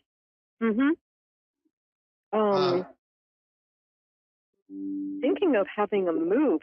I don't know if it's a good. You're thinking about a move? Change. Okay. What's your birth sign? I'm Capricorn with Leo rising. Okay. Well, with Leo rising and with you could be moving. I don't know. I'm not real strong on a move at the moment. I think that you're still in the planning stage of a move. So I would say take your time before you actually did make a change in residence. But you do have some energy in your chart for a move. But right now it's just it's something in the planning stage. At least that's my feeling. Does that make sense? Yes, it is. Okay. All right. Okay. Well, thank you very much. I hope that was helpful to you. Yeah. So, do you see a problem coming up with the man of my life, or I just worry too much? Well, no. Right now, and of course, we're on the radio. We're in public, and I don't know how much you want me to get involved in your personal life, but when you have Saturn is getting ready to go into your 7th house, and I don't know, okay, the 7th house is marriage because you said you had Leo rising, so that means you have Aquarius in your house, 7th house, and so when you have Saturn in your 7th house, it's going to make changes in your life. Okay. Right now, like I say, I don't feel you're getting ready to move, or I don't feel like you're getting ready to get divorced. But this is a time for planning. Okay. This is a time to sort things out. This is a time to work on those things. I believe that if you're currently married, you said man in your life. I'm assuming this is your husband. I feel like this is a time for you to really communicate. I'm going to be optimistic and say you're going to work things out. At least that's my feeling right now. Okay? Okay. All right. So thank you very much. I appreciate your call. Thank you, John. I appreciate your time. Have a good evening. You too. Okay. So I don't want to talk too negatively about people's charts or anything like that. I can only tell you what I see, and my feeling in this particular case, if she's still listening, is that it's neutral. But things can always spiral out of control too, and so we have to be careful about that. But today I want to talk a little bit about mediumship. That's where I want to go with our topic today, because I want to expand upon our psychic talks, the talks that we've had about developing your psychic ability. And so now it's time to kind of graduate. I like to always have my own definitions of psychic ability and mediumship, and what I do is I kind of wrote down what the Webster's or conventional idea of what mediumship is, and so it says basically the practice of purportedly meditating or mediating communication between familiar spirits or spirits of the dead and living human beings. Well, okay, but my definition is a little bit different. My definition is a little bit simpler but broader. and that is mediumship is sensing a spirit, okay?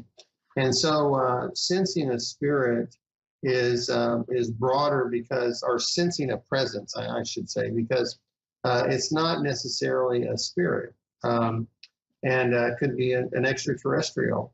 It could be someone not in the spirit realm. It could be another dimension. So there are different presence around us, and by recognizing them, then we can deal with it with our psychic abilities. Because if you've been listening to our program, you can use what I call the psychic test. You know, how does this presence feel around me? What do I see about it? What do I know about it? What do I hear about it? Because now that you have tools, your psychic tools at your disposal, then you can evaluate what this presence is beyond your personal space. And that's a great thing. That's a really good thing to do. So I don't know if we have another caller here or not, but if we do, then I'll turn on the chat. Ruben, okay. So we have Ruben here. And Ruben, are you there? No, we have 3 minutes. No, Ruben, okay. Okay. I will continue to talk a little bit about mediumship. But when you are dealing with mediumship, you're using your psychic abilities to tune into them, because every one of your psychic senses has a mediumship aspect to it. So your psychic feelings are going to let you experience the feeling of having a presence around you. But then you're going to be able to evaluate what that presence is imparting to you, whether it is positive, negative, whether it's male or female, whether it's a child, whether it's an animal, whether it's an angel, you know, because there are so many other things that are out there that we can sense as psychics and mediums. So there are also different kinds of mediums. So you would call me what they call an evidential medium. There are other mediums like channels, and let's see, what's the other type? There are trance mediums, people that fully become immersed with a spirit kind of taking over their body. I'm not really interested in that, but as an evidential medium, I'm the type of person that ought to be able to give you, or try to give you, some detail about a presence that's around you. So with these things, that's the basis of mediumship from my perspective. And so what I'm going to be doing is I'm going to be talking about the different entities that I sense, not just men and women and children or dogs and cats, but I'm going to talk about the different kinds of angels, because there are different kinds of angels. There are different kinds of elementals. There are different kinds of guides.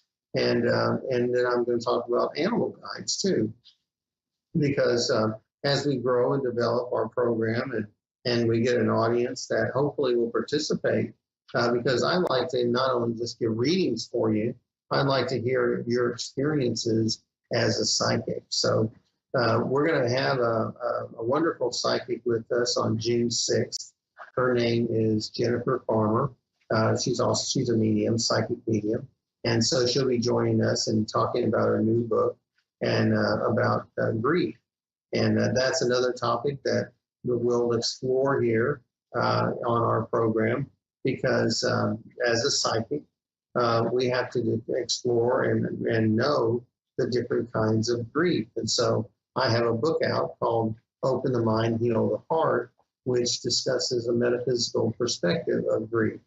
And so there's lots of different perspectives of grief, you know, not just one can't handle it, because it's a huge, huge topic. And so we're going to have the opportunity to hear Jennifer's perspective and know a little bit more about her book when she shows it to. She's sending me a copy of it. And so I hope to have an opportunity to read that and share it with you, or be able to talk to her intelligently about it when she's on our program. So it does look like we have another caller, and we have Maxine in London. And so when she is ready, then I'll be happy to talk to Maxine. So, Maxine, are you there? Hi, yes, I am. You are? Okay, okay. Yes. Maxine, is there, what I'm picking up initially is something going on with a son. Do you have a son? I do. Okay. Are you worried about him, or is there something going on about your son? Yes, a little. Yes and no? Yes, a little, yes. Yes, a little. Okay. Do you have a specific question for me? How are things going to work out? With your son? Yeah, and with me? Your son is on a journey, and I feel like your son is, if you are feeling like he is separating from you, I feel like he wants to exert his independence. I feel like he wants to go out and make more his own path in life. Are you going to have a relationship with him in the future? Yes. It may not be exactly the way you want to, because I feel like your son may not want to tell you everything going on in his life, but I do feel like your son loves you and wants you in his life. So if there's a little bit of tension or there's some issues going on at the moment between you, just be patient and pray about it. And just know that he's on his path. That's what I see him doing. And so I hope that you will give him that space to kind of find himself. Okay? Yeah. Mm-hmm. Okay. All right. Well, thank you so much, Maxine, for calling in. We appreciate it, and I wish you the best. Love and light. God bless. Okay. Bye-bye. Bye. Bye-bye, my love. Bye-bye. Okay, you're welcome. So I want to just continue talking a little bit about mediumship, because mediumship is it's a big part of the psychic world. And last week I talked a little bit about skeptics and how skeptics don't want to even acknowledge that the paranormal or psychic ability exists. And I hope that you will just see how we disproved that right there with Maxine in England, because I've never met the lady, and she's half a world away from me. Yet I could read the energy, and immediately it was about her son, and so that's some people might say, "Oh, that's random." Well, it's not random for me, because I'm practiced and I know how to pick up energy from a voice imprint, and you can do that as well. You do it naturally, okay?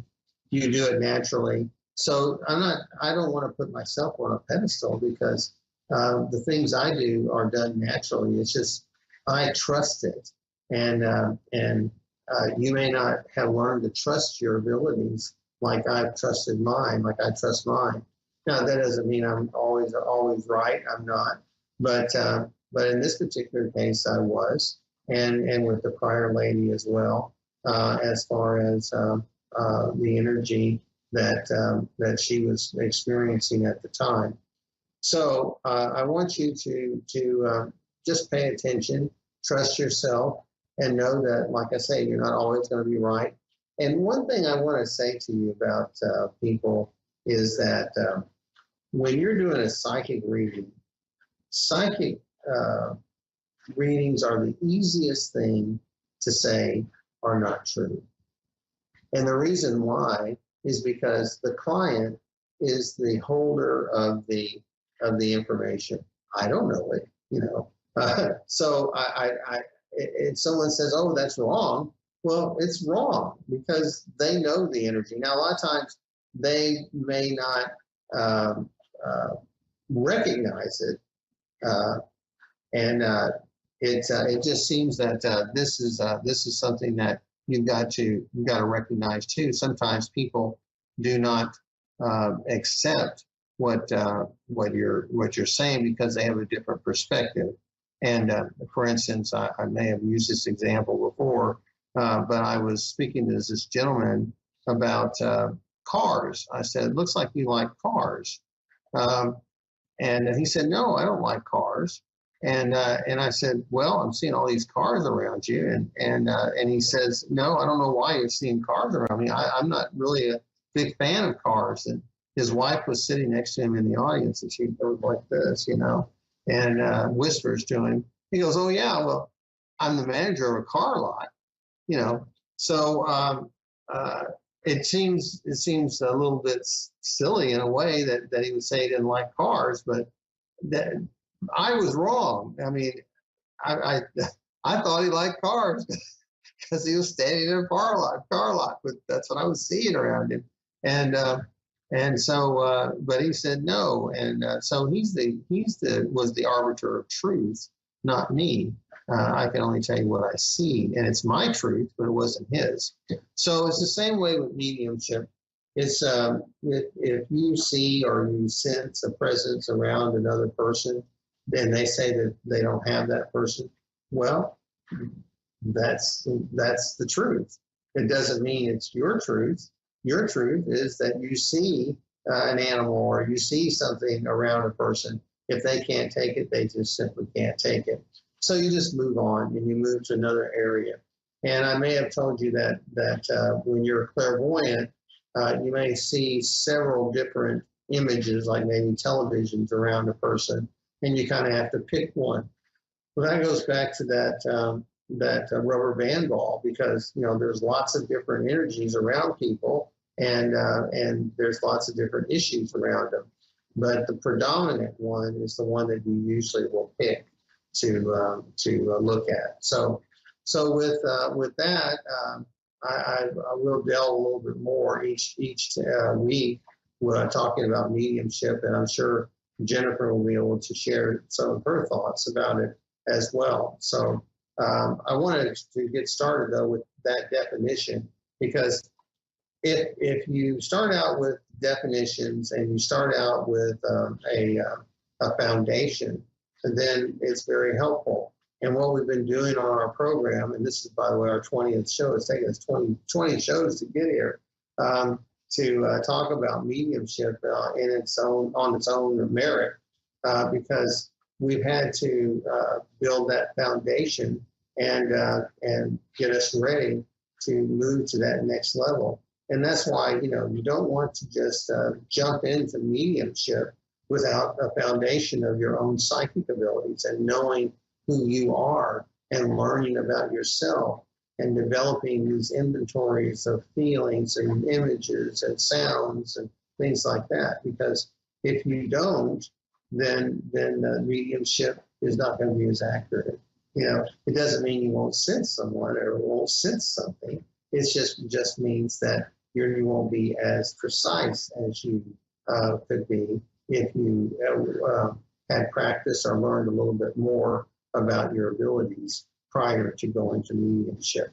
So I'm not a channel. I'm not a trance medium, but I'm not a physical medium either. Physical mediums are people that have usually a spirit guide around them that can move objects around and lift tables and do apports and things like that. But I don't do that either. I really haven't tried. Maybe I could, I don't know. But I just have to call on some guides to help me do that. But a lot of people do. It's just not something that I've had a big interest in, because my goal is to help people. My goal is to sense what's going on around them and let them know how I can interpret that energy around them. So that's my feeling about that. So I'd like to know, if you have a question or anything, or if you want to embellish a little bit on what I'm talking about as far as mediumship is concerned, please be my guest and send me a text. My email is john@johncapello.com.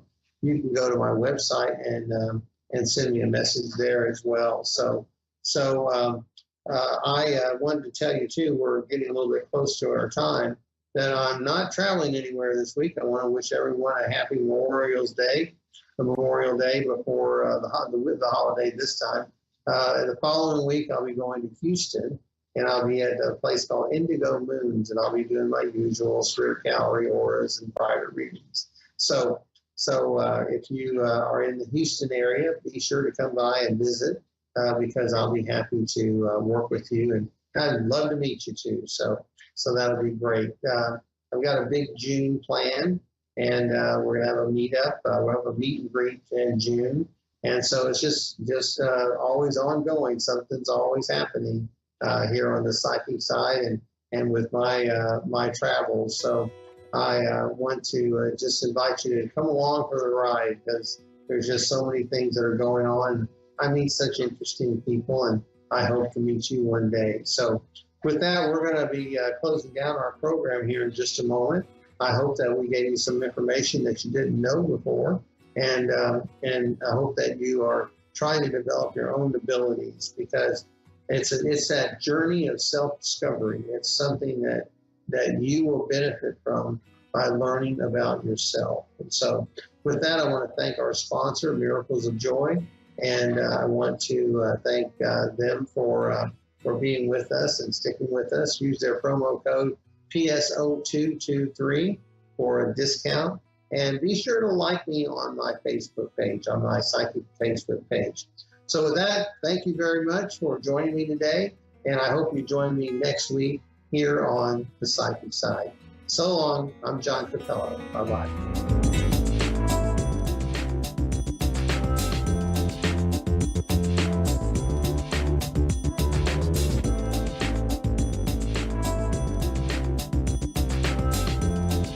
A1R Psychic Radio is pleased to announce that John Capello has joined us. John Capello and the Psychic Side, live from johncapello.com. Hi, I am psychic medium John Capello, and I want to ask you to join me every Tuesday, 4 p.m. Central Time, for my show, The Psychic Side. It is an informative show about developing your personal psychic abilities. I hope you will tune in here on the Ask One Radio, Psychic Radio Network, and Moonstruck TV.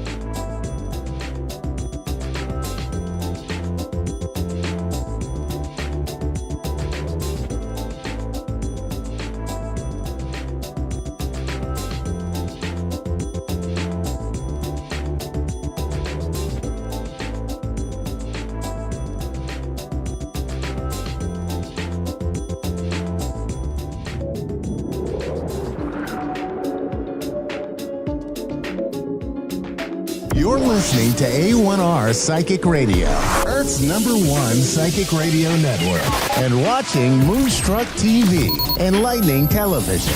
Welcome. Time for Understanding Spirit with Mary Shapano. Mary Shapano. Live from MaryVCircles.com. Connect direct. In North America, dial 888-454-2751. In London, 20-3519-2158. In Sydney, dial 02-8488-3147. Or online, contact us through our Facebook page, facebook.com/psychic radio. Or one of our websites, AskOneRadio.com or Moonstruck.tv. This is Understanding Spirit on A1R, the Ask One Radio Network.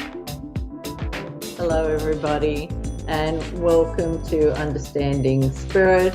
We're going to continue with our development for a few more weeks, and then I will be jumping into doing readings for all of you. Today, I'm going to talk to you about past lives. We're going to do a very quick meditation at the end to see if you get anything. You can have a play around with it, see if you see yourself or if anything can make any sense to you.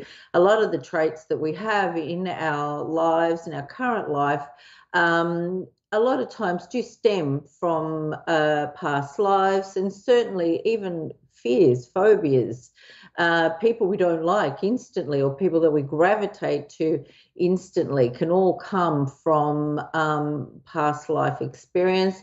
For me, when I'm doing readings, a lot of times past lives do come up. A fear that I personally have is with cruise ships. I am 100% sure that I was on the Titanic and it sunk, as we all know. And so you never want to go on a cruise with me, I suppose, because I have this fear that if I was ever on a cruise, it would sink. I stay away from them. I don't want to know about them. My husband wants to go on one, and I am determined that I'm not going to go on one. I really do need to have a look at that past life and just to understand it more. It came upon me all of a sudden.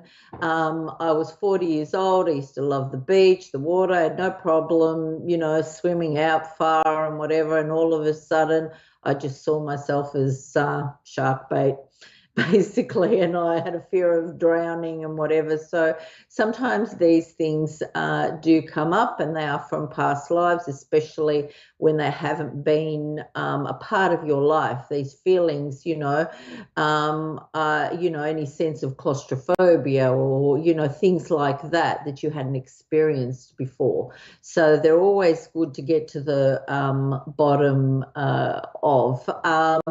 There have also been, there was a woman that I did a reading for, and when I looked into her past life, she did not want to know anything about money at all. She didn't want money in her wallet. And it wasn't because for convenience. She wanted cards. She was an older lady. She just did not want to have money in this life. When I read for her, it came out that in a past life, she was an author. She had published a book that cost a lot of people their lives, and she did make a lot of money out of it. And in this life, she was just adamant. She just wanted to live a very simple, plain life with minimal luxuries, and that had come up for her. And she had also been told that in other readings with other psychic mediums as well. So she could never understand why she felt like that. So, obviously now she does. So it's always good to find out, where we have these kind of like little odd things that we believe in, or, we just don't want to move past. And when you can understand things about yourself more and your life more, things start to make sense, and you can be more accepting of things, as well. So I'll get into it's just a very small meditation. It's something you can just practice. Again, we'll be going through it quite quickly. And if you want to have a go with it, you just slow it down and you just kind of do everything in your own pace. Okay, so as usual, we will protect ourselves. So I do want you to visualize the white light wrapping around you from head to toe. And I do want you to visualize a white bubble of protective light, seeing yourself sitting in there, feeling safe and secure. And just start to relax into some deeper breathing and counting into the count of 4, breathing into the count of 4, holding to the count of 4, and breathing out to the count of 4. Breathe into the count of 4, hold to the count of 4, and breathe out to the count of 4. Breathe into the count of 4, hold to the count of 4, and breathe out to the count of 4. Breathe into the count of 4, hold to the count of 4, and breathe out to the count of 4. Last one. Breathe into the count of 4, hold to the count of 4, and breathe out to the count of 4. Just relax into your regular breath now, feeling your weight in your seat. And I want you to visualize yourself standing in front of these big brass doors. And I want you to push the door open. And you notice that the door has a protective symbol on it. And you recognize it, and it assures you that you are safe as you walk through. And as the door closes behind you, you walk down the hallway. And there are many doors on either side. But you keep walking to the end. And there is another door right at the end, and it also has a protective symbol on it that allows you to feel safe and secure. And I want you now to ask your guide to take you to a past life where you were happy, and it was a life that you accomplished anything you wanted, and that you only want to receive and see things that make you feel happy and good about yourself. So I want you now to just gently push the doors open and walk into your favorite past life where you were truly happy.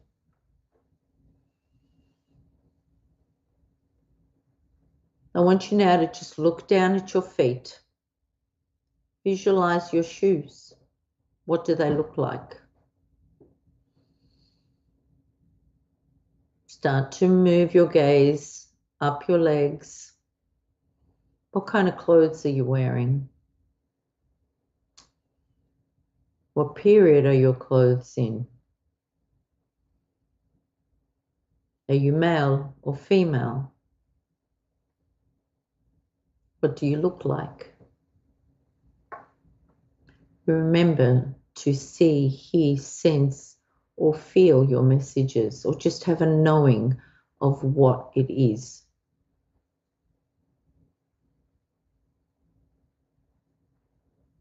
You notice that there's a path in front of you, and you start to move along the path, and you know that this path is going to take you to your house, your home that you lived in that life. And as you see it up ahead, you move along the path with much excitement and anticipation. And as you open the door and you move inside the house, you have a great sense of familiarity to it. And I want you to look around. Do you see, is there any family there? Do you have any pets? What kind of property is it? Have a sense or a feel of what kind of job you did in that life. What age were you?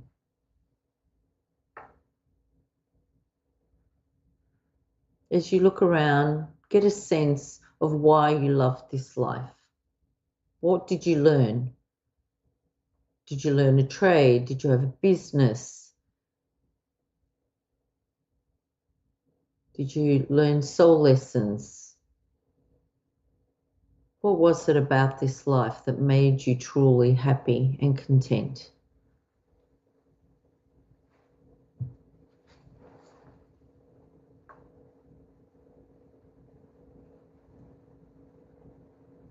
As you start to finish observing this life, I want you to see yourself moving out of the house and starting to find your way along the path again, bringing yourself all the way back to the first door in front of the path. And as you enter through it, you find yourself back in the hallway again and the doors close behind you. Start to move along the path again. Then you get to the first door that you originally entered into. See yourself walking through that door and see the door close behind you. I want you now to look down at your feet. You're wearing your current day clothes, and you see yourself now back in your life, feeling safe, feeling happy. When you're ready, I want you to open your eyes, and this is where you can write down any of your experiences that you may have had. And just do it at your own pace. Okay, when you're going through it, all the meditations are really quite basic and simple. They're designed that way when they're given to me from my guide so that they are easy to remember and you don't have to sit there and listen to a long-winded, meditation that goes on and on. If you're connecting with spirit, you can do it quite quickly. Remember, it's whether you're seeing or you're hearing or you're sensing or feeling your messages, or you just know that you were a particular person. Everybody wants to be somebody famous. We all want to know, that we've done something like that. It's not always that way, but that's okay. You may find you are, but you might find that that's the case down the track. Today, we're just doing one as an introduction for where you had an amazing life. So it can be an uplifting experience for you. Okay, so that's something that you can keep practicing. Remember, smile. You never know who's going to need it. And be good to yourself, be good to everyone around you. Think, act, and feel with your higher self, and your life will always be amazing. Take care, and I look forward to seeing all of you next week. Thank you. Bye.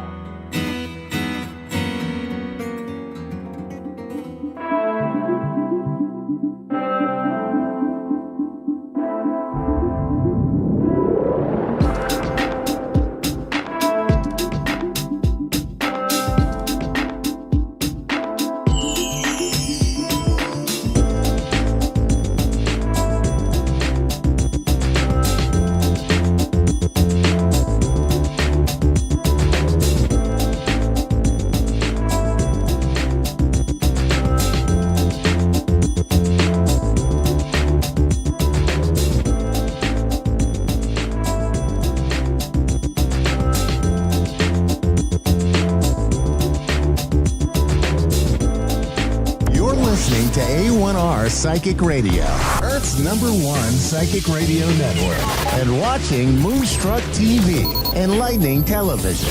Welcome. Time for the Wendy McCallum Show with Wendy McCallum. Wendy McCallum. Live from divineintuition.co.uk. Connect direct. In North America, dial 888-454-2751.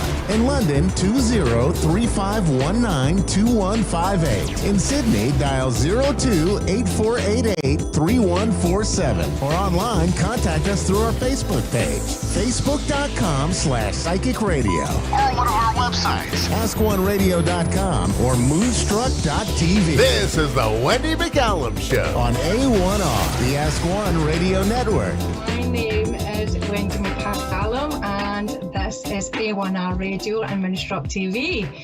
So welcome. This is my first ever show, and I must say I'm really excited to be here. But I bet you can hear my heart. It's going ding ding ding ding ding ding ding ding ding. So I'm absolutely really nervous as well. So please be patient with me. Please be patient with me. So thank you so much for having me. Last week we had some technical problems and we never quite managed it, but we've managed to get here this evening. So thanks for your patience. So my name is Wendy McCallum. I am in the UK. I live in a place called Surrey, which is just outside London. And you might notice I've got a little bit of an accent. I've got a wee accent. And I'm originally from Ayrshire in Scotland, which is Robbie Burns country.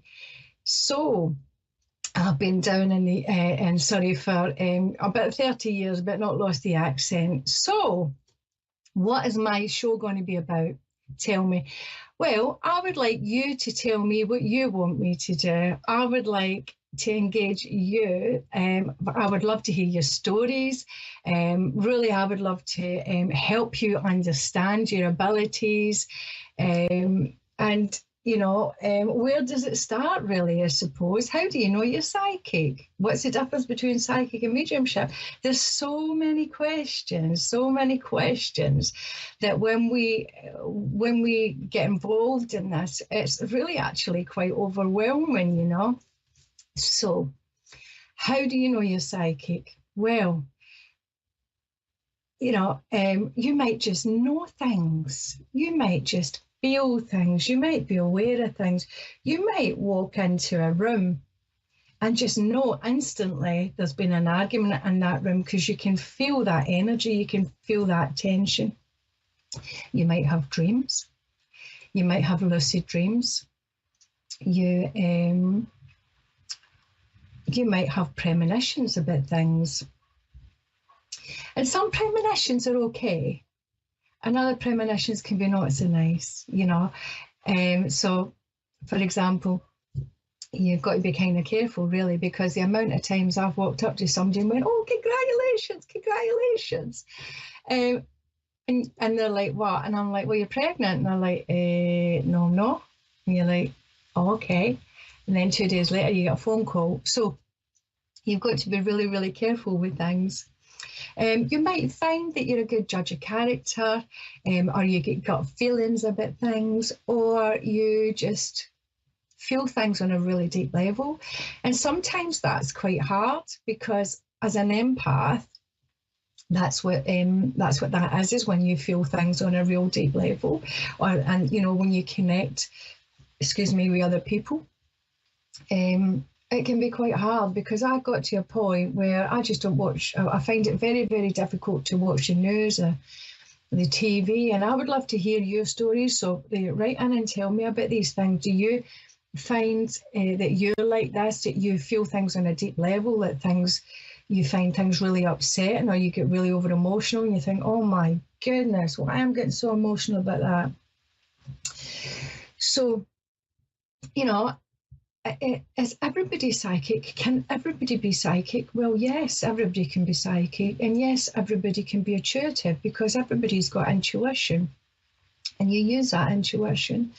And then you say to me, "Well, Wendy, if I'm psychic, what do you do with it?" And that's the hard bit, you know, is do you then decide to develop that or not? And what's the difference between psychic and mediumship? Well, when my clients come to me for a reading, I explain it this way. Psychic is about you. It's about me connecting in with your energy. And that's if your energy allows me to connect with it. Whereas mediumship is not necessarily about connecting to you, although we do need you to be able to connect to those loved ones in the spirit world. So psychic's about you, and mediumship's about connecting to the loved ones in spirit. And then we've got, you know, I talk about mediumship as being mental mediumship. I don't really like that word, mental mediumship, because we're not mental, but it's because it comes through the mind. So how do we develop these abilities that we've got?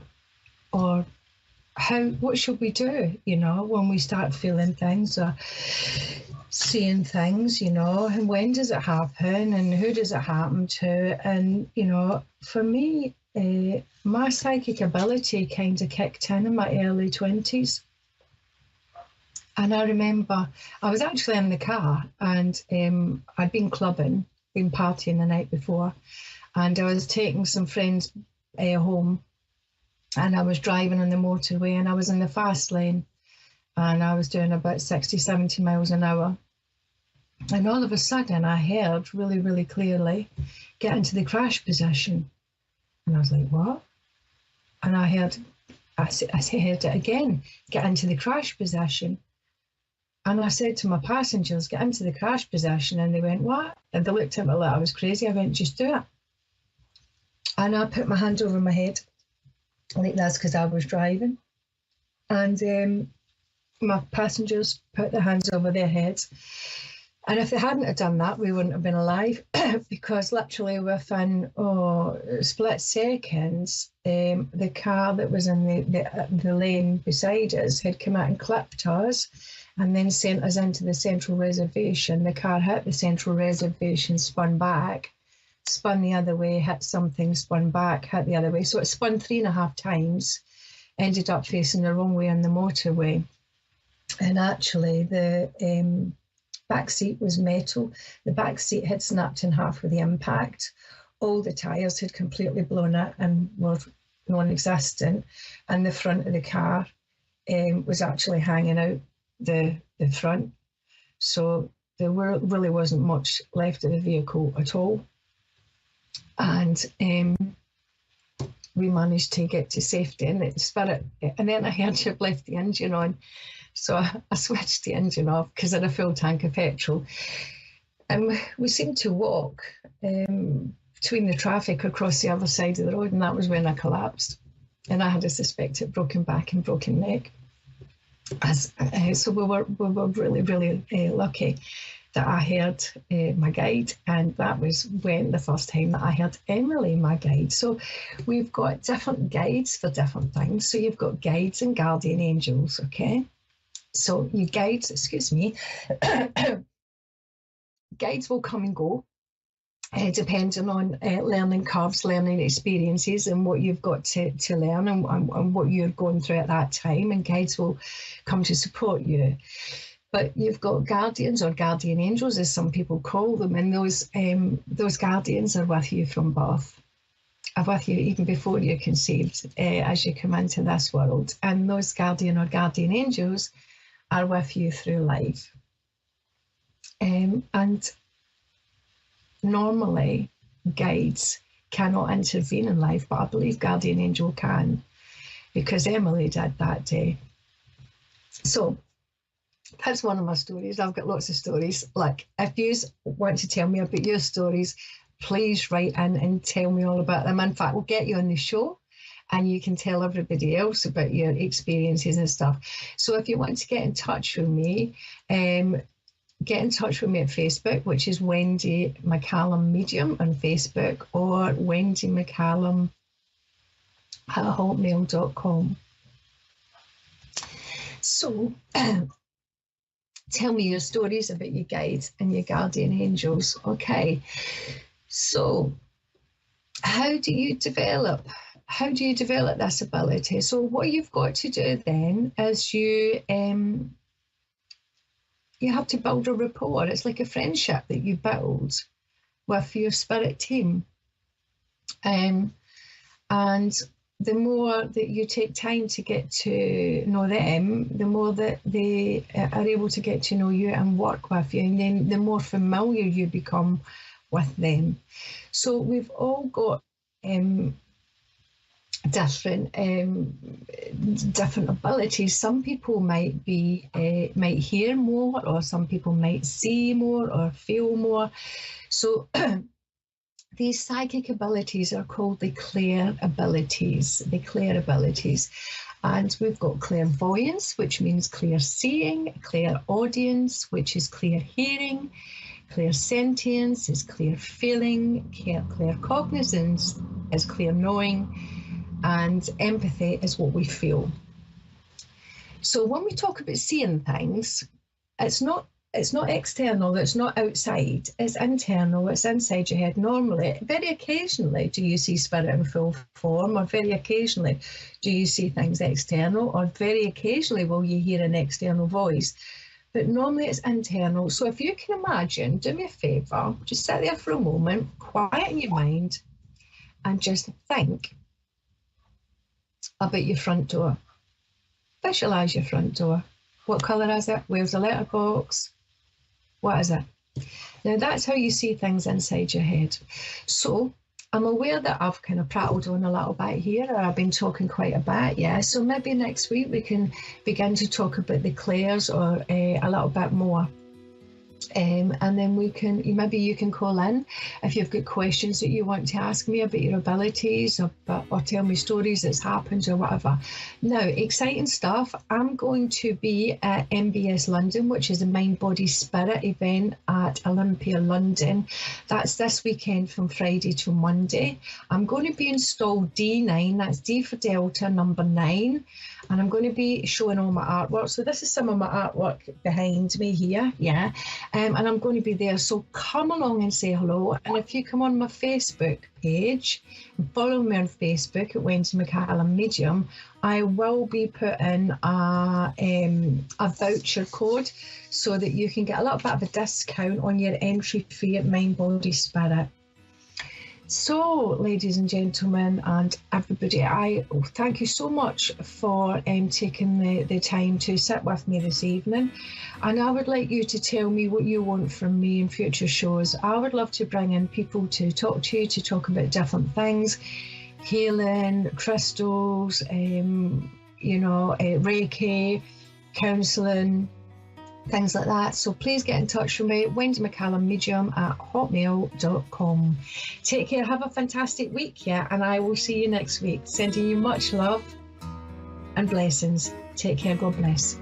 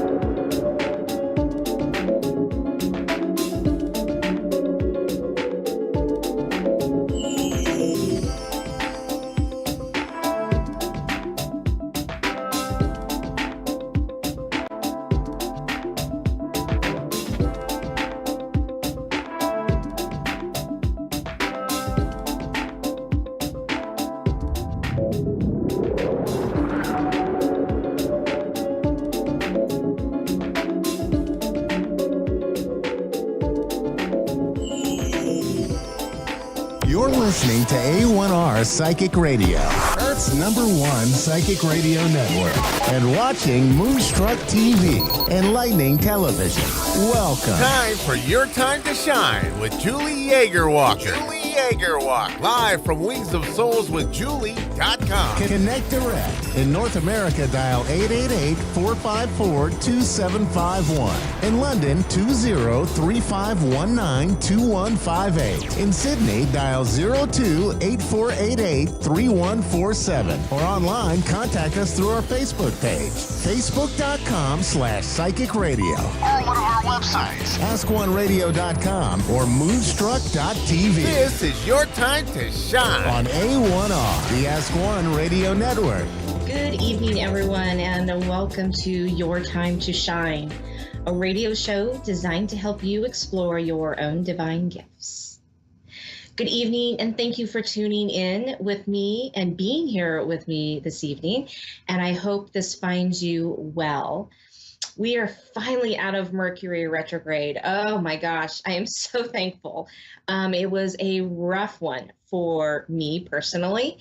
Lots of challenges, lots of communication. And so I'm sure many of you out there are excited to hear that we are finally into a little bit more ease and a little bit more flow than we were before in a couple of, the last few weeks. So it feels like things have kind of settled down a little bit. People have found their minds after losing their minds during Mercury retrograde. So you have to laugh about it because that's all you can do.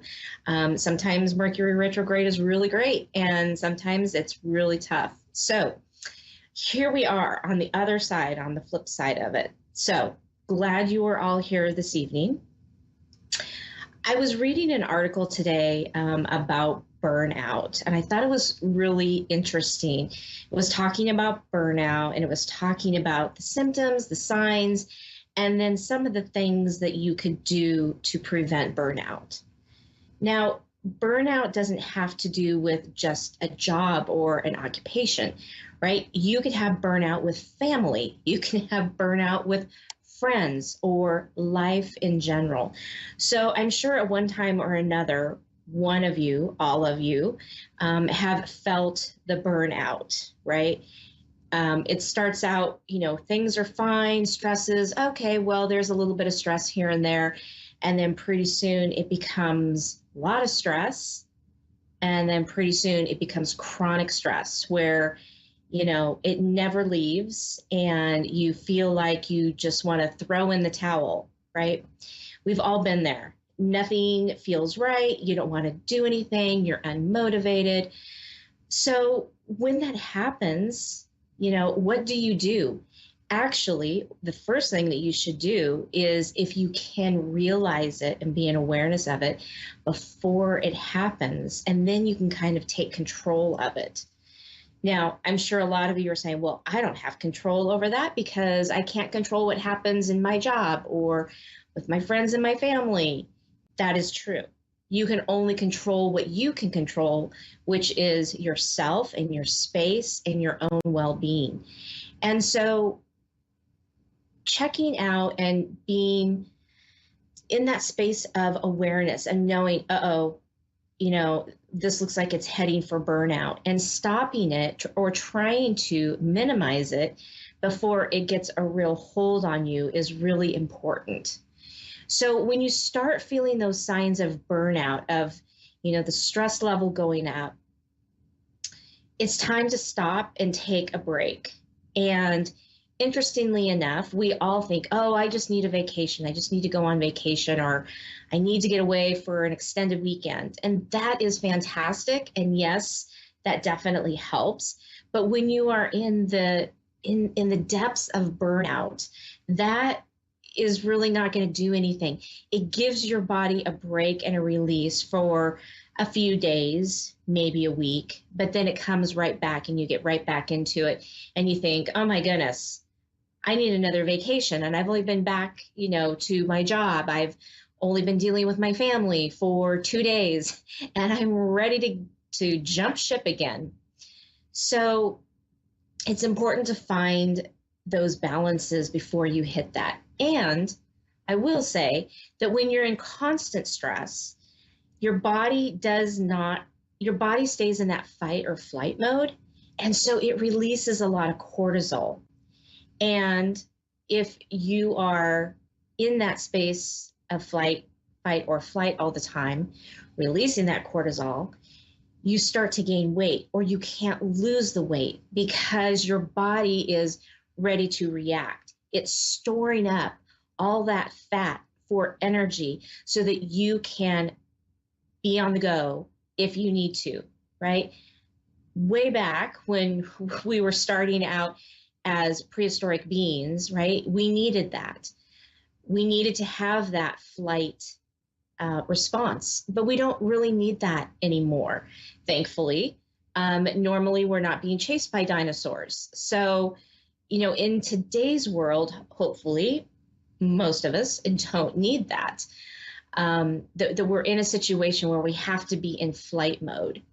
So being able to recognize it and being able to find the ways to minimize some of the stresses. And so some of the things that you can do would be to take time for yourself, a little bit of time each day, whether that be going out for a walk, stepping away from your desk, stepping away from the family drama, whatever it is, or taking short breaks throughout the day. Like when you start feeling like you're getting that anxiety and that overwhelm, that stress, to just take a moment and breathe and then get out and get yourself out of the situation. Take a break, 5 minutes, 2 minutes. That's all you need to do. And do some breathing, do some, turn on some good music, or just get out of that mindset and out of the situation so that you can focus again. One of the things that, works for me is to take shorter breaks, right? And me being the one who wants to just keep pushing and pushing and pushing, I have learned over the years that doesn't work.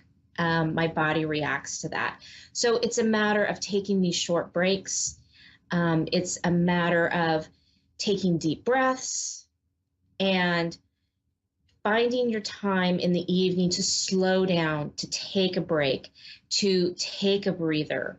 And whatever that looks like for you, do that for you, right? The other thing is, and I am so bad at this, is not stacking your plate so full that you have nothing left, that you have nothing to give. And I will be the first one to say that I do this. I still do it. I'm still working on this aspect of myself. So saying no is really important too. Knowing your limits, right? Taking that self-care, slowing down and taking a breath for yourself. Really important to help prevent some of this burnout, because when you're on the go all the time, your body doesn't have time to recuperate and to catch up. And then you start finding yourself being cranky and overwhelmed and not able to deal with the daily tasks that normally would seem so minute, right? Somehow, some way, they become bigger in our lives than what they really truly are. So taking some of this time to go through this and to, get grounded and get in that space of self-care. And so it's really about getting into these motions and into these things before you hit the burnout stage. Because once you've hit burnout and you're in true burnout, it's really hard. It takes a lot more work to get back to that middle ground of, finding that balance in between, stress and stress-free, or what can be considered stress-free, right?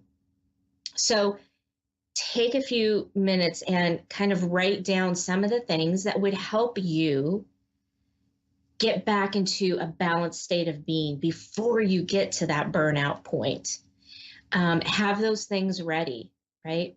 Because we all hit it. We all do. At some point in our lives, we've hit that burnout spot. So how do you keep from getting into that spot over and over again? So, write some of these things down, use your tools, and figure out what it is that works for you.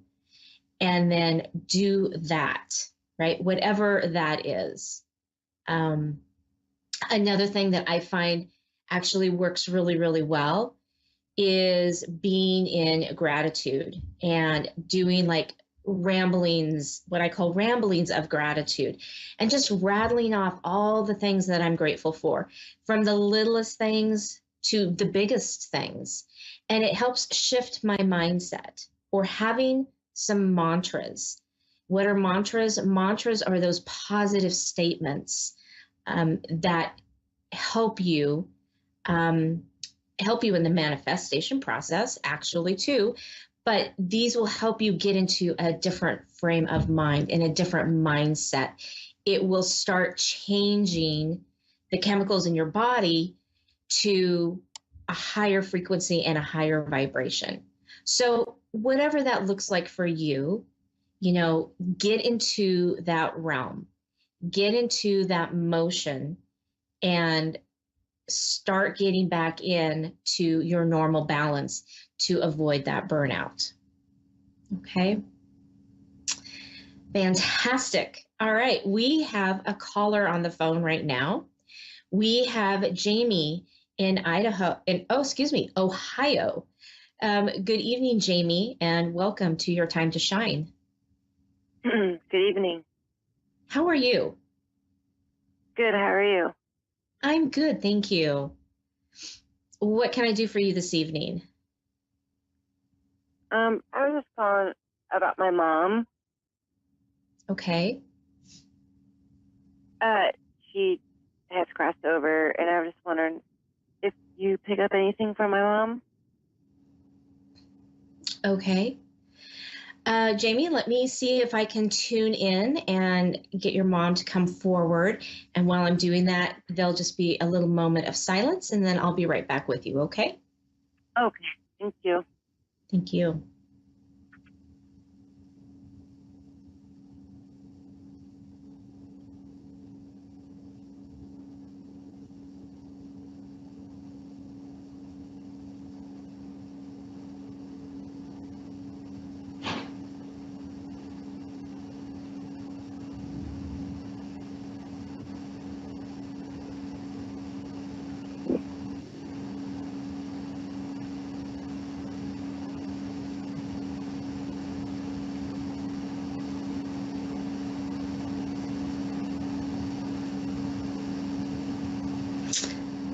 Okay, Jamie.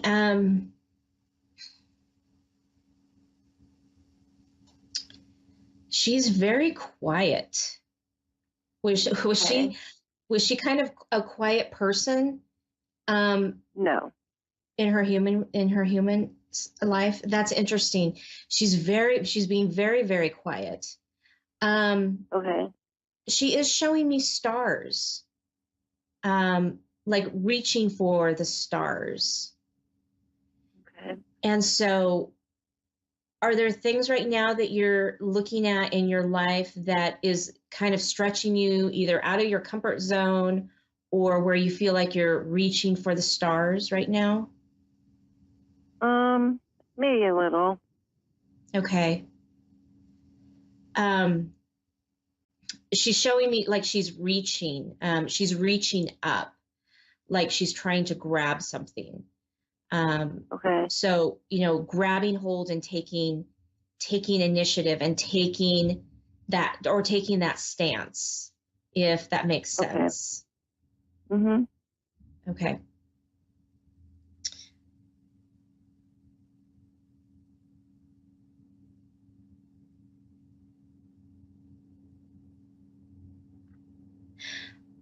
So, interestingly enough, she's saying that she's on the other side, she's learning to listen. She's learning to be quiet. And she said that was something that she didn't do very well in her life. Right. And so she's working on that aspect of herself. And she said she realizes that she didn't listen enough. Right. Whether that be to you or coworkers or, anybody else. She says she always had something to say. And she did. She says she wishes that she would have just stepped back a little bit and let somebody else have their say. Right. Okay. Sounds like her. She says, I was quite bossy. She really was. She was the boss. She was the boss. She was. You know, she wants you to know that she didn't say it often. And she said she didn't say it often enough. But she's really proud of you and loves you very much. And she says she's sorry that she didn't ever really say that. And she wants you to know that even though she didn't say it, she felt it. She felt it deep down, even if it wasn't expressed. Right. I knew my mom was the best mom ever, and I knew she really loved and cared, but it was really hard. Not hard, but I would be like, all right, Mom, I love you. And she'd be like, I love you. She never said it first. You know what I mean? I always said it first. You always said it first. Yeah. Yes. Yeah. She said she had a hard time with those words, that was not something that she really grew up with, expressing feelings. And so she kind of waffled around it a little bit. So when you said it first, then it's like, oh, okay, well, I can say it now too, right? Right. So she said it's not because she didn't love you, or because, you know, she didn't mean that. She didn't know how to express herself because of the upbringing that she had. And she's not criticizing it. She's just saying it was just what it was. Right. Right. Yep. I understand that 100%. Yeah. She's very matter of fact, actually. Right.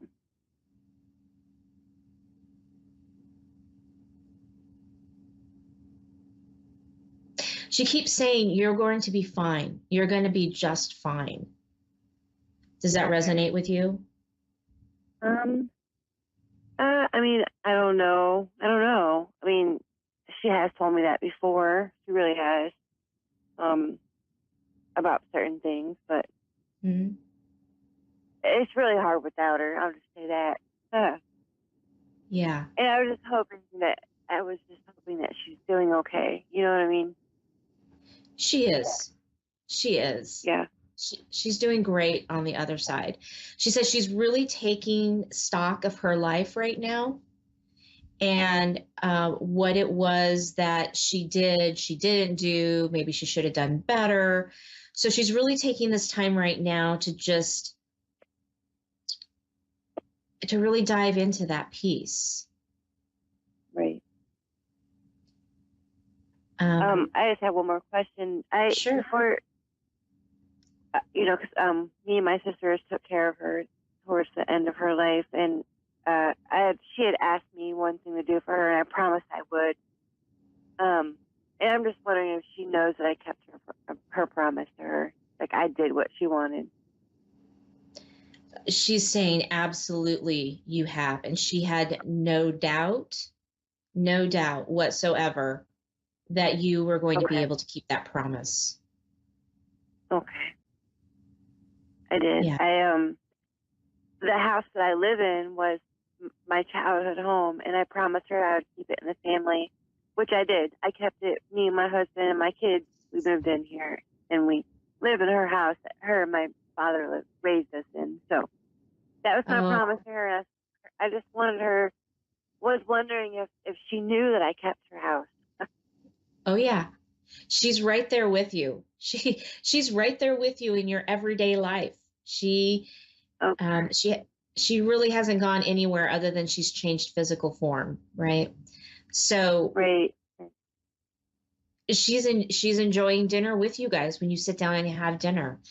You know, when you're working around the house or she's right there with you. Oh, good. And she wants you to know that she really appreciates what you guys are doing. The fact that you're taking care of the house and you're putting the love into it. She says it's really important and it makes such a difference. And it's like she's beaming. It's like my heart just feels like it wants to explode. There's just so much love and so much gratitude there for what you guys are doing. And she wants you to know that. Thank you. That was my, because when I promised her I would keep her house, I had my own house. And I'm like, I don't know what to do. Do I sell my house? Do I live in this house? What do I do? And I made a decision to move here. So that's what we did. And I'm just very happy that she knows I kept that promise to her. Yeah.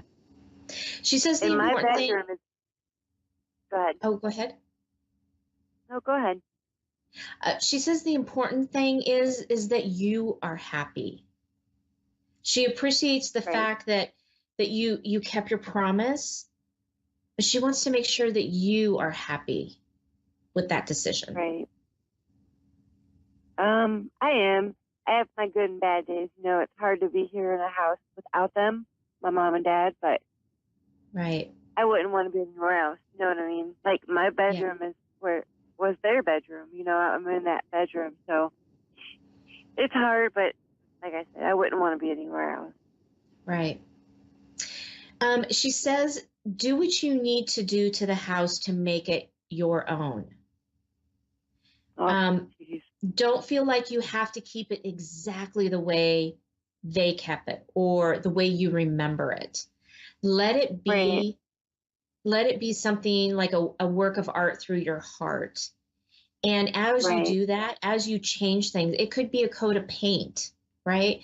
Very, very simple. Doesn't cost anything, right? Bring in some new little knickknacks or pictures or something to change it up, to make it feel like your home, right? So that you can start settling in and saying, this is our home. And this speaks to us.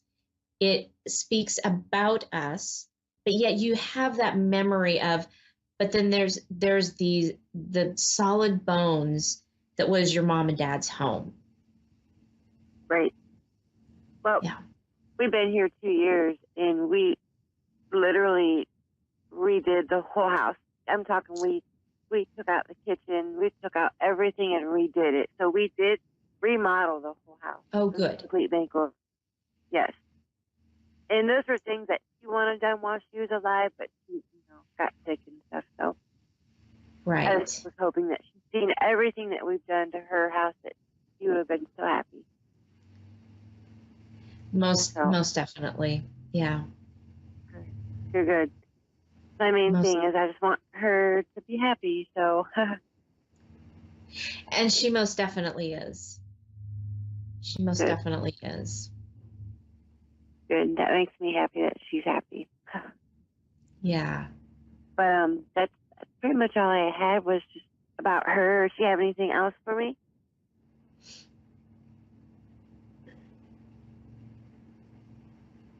There's something about talking on the phone. Did you guys talk on the phone daily? Yes, every single day I called her. Okay. And when she passed away, I had a hard time not calling. Yeah. She's showing me that you guys talked a lot, that you were very close. And she says that's the part that she misses. She misses the phone calls. She misses the daily chats. So, she wants you to know that she can hear you. So she says, please talk to her. Please talk to her. I do every day. Okay. She's around and she's trying to communicate with you. So, continuing those daily chats and talking, look for little signs that she's around. Okay. Okay. Go ahead. Oh, I was gonna say it could be, it could be a song. It could be an animal. Maybe a squirrel runs by and it makes you think of her, right? These are all little things that you go, oh, okay. And those times that you say, oh, wow, that happened. I got to pick up the phone and call mom, or I got to pick up the phone and call dad, right? That's when you know they're around, is when you have that deep-seated desire to pick up the phone and call them. Okay? Right. So, so know at that point that they are there with you. and then take that opportunity to talk with them. Okay. Okay. It's been 2 years, and there's not one day, and I promise you, not one day has gone by where I don't talk to her or think of her. Every single day in my mind, I always talk to her. So yeah, I always see repeating numbers. I always see her birthday, and I see another number. Every single day I see it, and I'm like, oh my gosh, why do I see this number every day? Yes, that's her communicating with you, letting you know that she's there, giving you that support, that little nudge that you need. So it's fantastic that you recognize that. I do. I really do. Matter of fact, my sister was getting her hair done today, and there was this woman that was there, and it looked just like my mom. My sister actually took a picture of this woman because it looked just like my mom. It was like, oh my gosh, that's mom, but it wasn't her, but it looked just like her. Yes. Yes. Again, those are all signs that your mom is in presence with you. Yeah. Right. Thank you. Thank you. Thank you. It makes me happy, It's been really hard without her. So I can imagine. I can feel that bond that you guys had. So I can only imagine the empty feeling that you feel. Right. Well, thank you. But know that she is with you. She's just in a different form. Okay. Right. One more question. When they're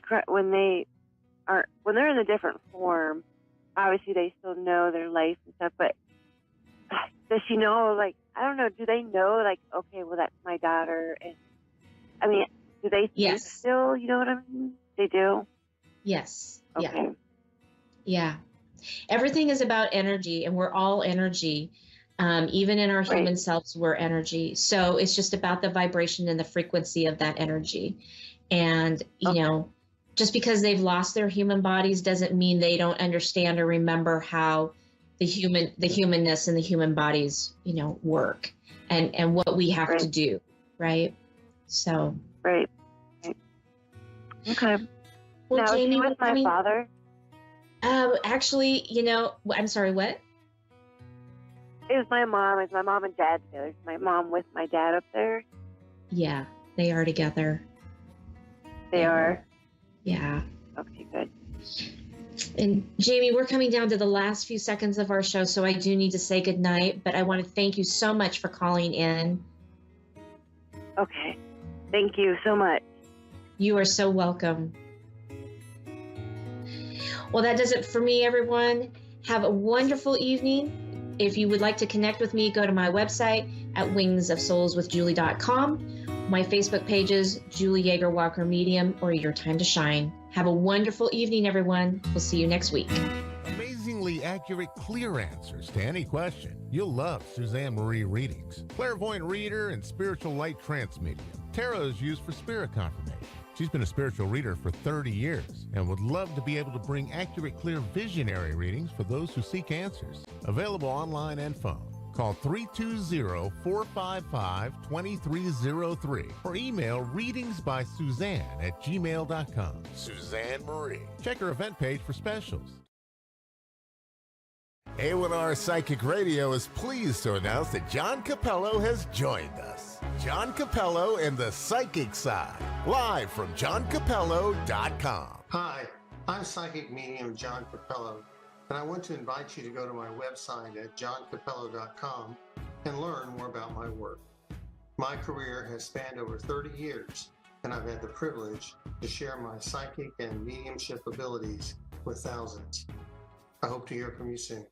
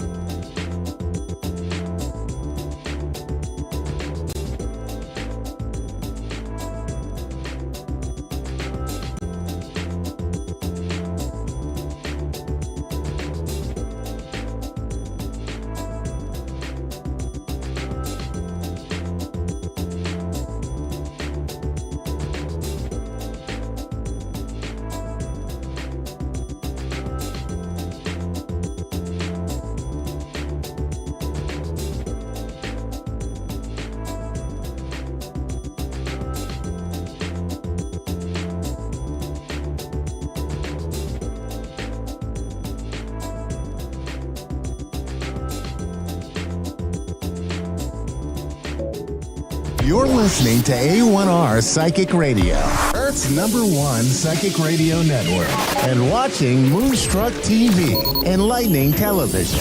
Welcome. Time for astrology and psychic readings with Lady D. Lady D. Live from LadyDPsychicParties.com. Connect direct. In North America, dial 888-454-2751. In London, 20-3519-2158. In Sydney, dial 02-8488-3147. Or online, contact us through our Facebook page, facebook.com/psychic radio. Or one of our websites, askoneradio.com or moonstruck.tv. This is Astrology and Psychic Reading on A1R, the Ask One Radio Network. Hi everybody, welcome to Astrology and Psychic Readings with Lady D. I'm your host, Lady D, and I'm coming from Sydney. It's very cold today here in Sydney, so we're all sort of staying inside, and it's pretty cold. So I had a very big weekend last weekend at the ICC where I was broadcasting from. So everyone that came and said hi, it was really good to see everybody there. There was a lot of people, especially on Saturday. It was very, very busy there. I did a lot of readings too. And I also, whenever I go to these events, I also, but if I can, I always buy myself a little gift. So this, I got been wanting a crystal ball for ages. So I got myself a crystal ball, which is my new thing that I have. Okay, so what's coming up this week? We actually have a really big transit coming up that's towards the end of the week, like next Thursday. We're going to have Jupiter conjunct this week with the node. So that's going to be the North Node. So the North Node is all about our, so we're going towards, it's our life lesson. It's kind of like I feel like it's like a destiny point, and it is so at the collective. It is in Taurus, and it is soon going to be moving out of Taurus into Aries, because it's the only thing in the chart that moves the opposite way from the planets. All the planets will sort of move anti-clockwise direction, as nodes will go where the clock goes around. So with this Jupiter is a planet of luck. So in Taurus, as a collective, we have big topics that have been sort of looking at, has been sort of money and financial things, as well as, I guess stability in our environment has been a big thing that's been coming up. So with Jupiter coming up this in our own lives, we're also going to be looking at having some luck. So I feel like this is going to be bringing in like positive things about like your destiny and like outlook on your life purpose and where you're going. As I say, I always see this is like a life lesson as well that's coming in. But that is what it is all about too. We also have, so before the conjunction happens, we will have Mars that will square the nodes as well. So with that, in the earlier parts of the week on this weekend, you might feel that that you get a bit frustrated with your life, with like sort of your purpose, where you're heading. It could also be a strength with that too, but because it's a square, there's more working against each other. So I feel like this is going to be about, people trying to find their purpose, trying to really, trying to having something done and having some direction in their life. And that's going to be some things that's going to be coming up with that. And it is about what your destiny and also your purpose is as well. So that is something that will come up with it. Everyone always has something going on. Everyone has a life lesson. Everyone has a purpose in their life. So you're going to beginning of the week, you might feel a bit frustrated with that, but then with the Jupiter coming in, it's more of a positive outlook. And I feel like people are going to see things a lot more clearer when it's to do about their financial situations or about relationships. I feel like they're going to see a lot clearer than what they have been.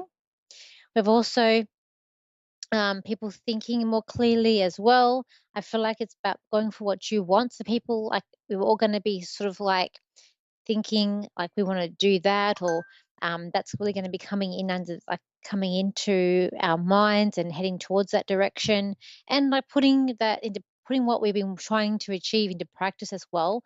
I feel like this is going to be a good time to maybe start something new, or start something where you've been thinking about, planting the seeds. This is where we might see the rewards too. I've got here, people will go for what they want. There is no time to waste. So I feel like because we've got planets all moving into retrograde as well, soon we're going to have Saturn retrograding. We're also going to have Pluto that's going to be moving back into Capricorn this year too, very soon as well. So it is like, and then when the planets go backward, seems like things are going a little bit more slower. It is like we haven't really, so going within. So we are wanting to get things done. Things will work better when planets are moving forward. I feel like just unique opportunities are going to be coming into people, and it could be just falling into your lap. So something you've been thinking about, and life does put you in the right place. So whenever a big question that I get from clients, when they come and see me is, are they on the right path? Did they make a mistake? And I always feel like there's never any mistakes in life. Life puts us where we're meant to be. Even like sometimes through the our darkest days and the things that we go through, we get some positive coming up out of it. I remember just going how I found my way onto this path. I actually was out of work back in 2008 with the global financial crisis, and I couldn't. Back then, I was doing admin and accounting work, and as one consultant did say to me, out of for those particular jobs, there's that one job. There's always like about 100 of us behind it wanting that job because it's a job that a lot of people did do in that time and probably still do now. And I ended up having to go on to government assistance, and from there I actually had to volunteer at a community center, which I then got a job within a week being there because I needed an admin person. And from there I met a friend who taught me astrology, who then encouraged me to do classes, which actually led me to where I am now. So life puts you in this way and these paths. And I even had a client yesterday who I could see that their daughter was psychic and intuitive, and he was like, "Oh, should we nurture that?" That child will automatically, if she's meant to do this work, will be put in that path. That's just something that happens. If you had told me many, many years ago that I'd be sitting here now doing this work, I probably wouldn't believe you because it's something that I had never thought of or hadn't like clicked in. It was something that just wasn't there yet. So with this, you're going to find opportunities coming into your path. Your life will put you in the direction where you're needing to go in that time. And if you are born with your node in Taurus, it is going to affect you a lot because it's going to be a big nodal return coming up for you, depending on where your node is. It's going to be a double whammy for you with that Jupiter there as well over this. So that would be a big thing for those people who do have that. Myself, my node is in Cancer, so for me, my life lesson is all about it's about family. It's about the fourth house. It's also about, I guess, security and certain relationships within family, and I can see how that plays out in my life. So, but on a collective, we are looking at these opportunities that are coming in, and it is going to be more about your relationships, a little bit of relationships, also about your self-worth, because we are dealing with Tauruses, which is also dealing with the node, the second house, which is about your self-worth. So this is where, and we all have these self-worth issues. Even like I said, if you're a Leo, I feel like you've got it a bit, you sort of feel a bit more comfortable about yourself. But the thing with the Leo is that they don't like to be told what they're doing wrong. They always want to be told what they're doing right. That's because if they told what they're doing wrong, they tend to get a bit sulky. So, but with the rest of us, or even if you're an Aries, perhaps you might have more of a confidence about you. But there's some of us too that we have self-worth issues. Some of us, we have a bit of a confidence, so faking it till we make it. So this is going to brighten it up where we're going to find that we have more confidence in ourselves, and we are going to be able to do things that we thought maybe we wouldn't do before. So we got here. Okay, because this is like the blindness are off, people see more clearly, feeling more certain about things to come, about things in their own lives. And it's time to plan the next phase of your life coming up with this transit as well. people will care about each other. So I feel like there's a lot of compassion that's been coming in. I kind of feel like the Saturn that's in Pisces is going to is playing up, and it already has. As I'd mentioned before, with Pisces, it is ruled also covers drugs, and even in Australia now they're doing a crackdown on vaping with children. So this is more of a Saturn in Pisces transit. So you're going to have problems with, it's a good. I feel like it's a good thing. With this transit that's bringing that to light. But it's like people will also show limits of their belief systems, and people will open up a bit more to new to new interests and to new, I feel like, religion. So I feel like this Saturn in Pisces in this week is going to start to people, I guess, that are very strict on their religion, who just believe that might make them open their eyes or make them look at things a different way, or even be more flexible, or perhaps even looking at a different religion that could be coming up to you too with that, and their spiritual beliefs and looking at spiritual patterns. And that's going to be coming up too this week. Let's go to the callers. So we've got here, it's Michael in Virginia. Michelle in Virginia, in America. So hi, Michelle. How are you? Hi. Hi. How can I help you today? Yes. I want to know about my soulmate. Okay. Meaning like when you're going to meet them, or? Yes. Okay. All right. And Let's like see. maybe what his name, the initials starts with. Okay, I'll see what I can see for you. Let me see. Sometimes the Okay. things that we want to know the most, sometimes I don't get timelines. I find things that people really, really desperately want the most. I tend not to get a lot of timeline, but I'm going to see what I can get for you with this. Okay. I don't feel like you've met your soulmate just yet. Okay. I do feel like you are going to meet your soulmate in this lifetime. Okay. I also have a lady in spirit, so I feel like she might be for you. She keeps on showing me a cake, like it's a light sort of, it's kind of like a light kind of sponge cake that she's showing me. It's over here it's be like a Neapolitan. You used to be able to get from bakeries. You don't see it that much anymore, with the 3 layers, like the vanilla, the strawberry, and the chocolate with the icing.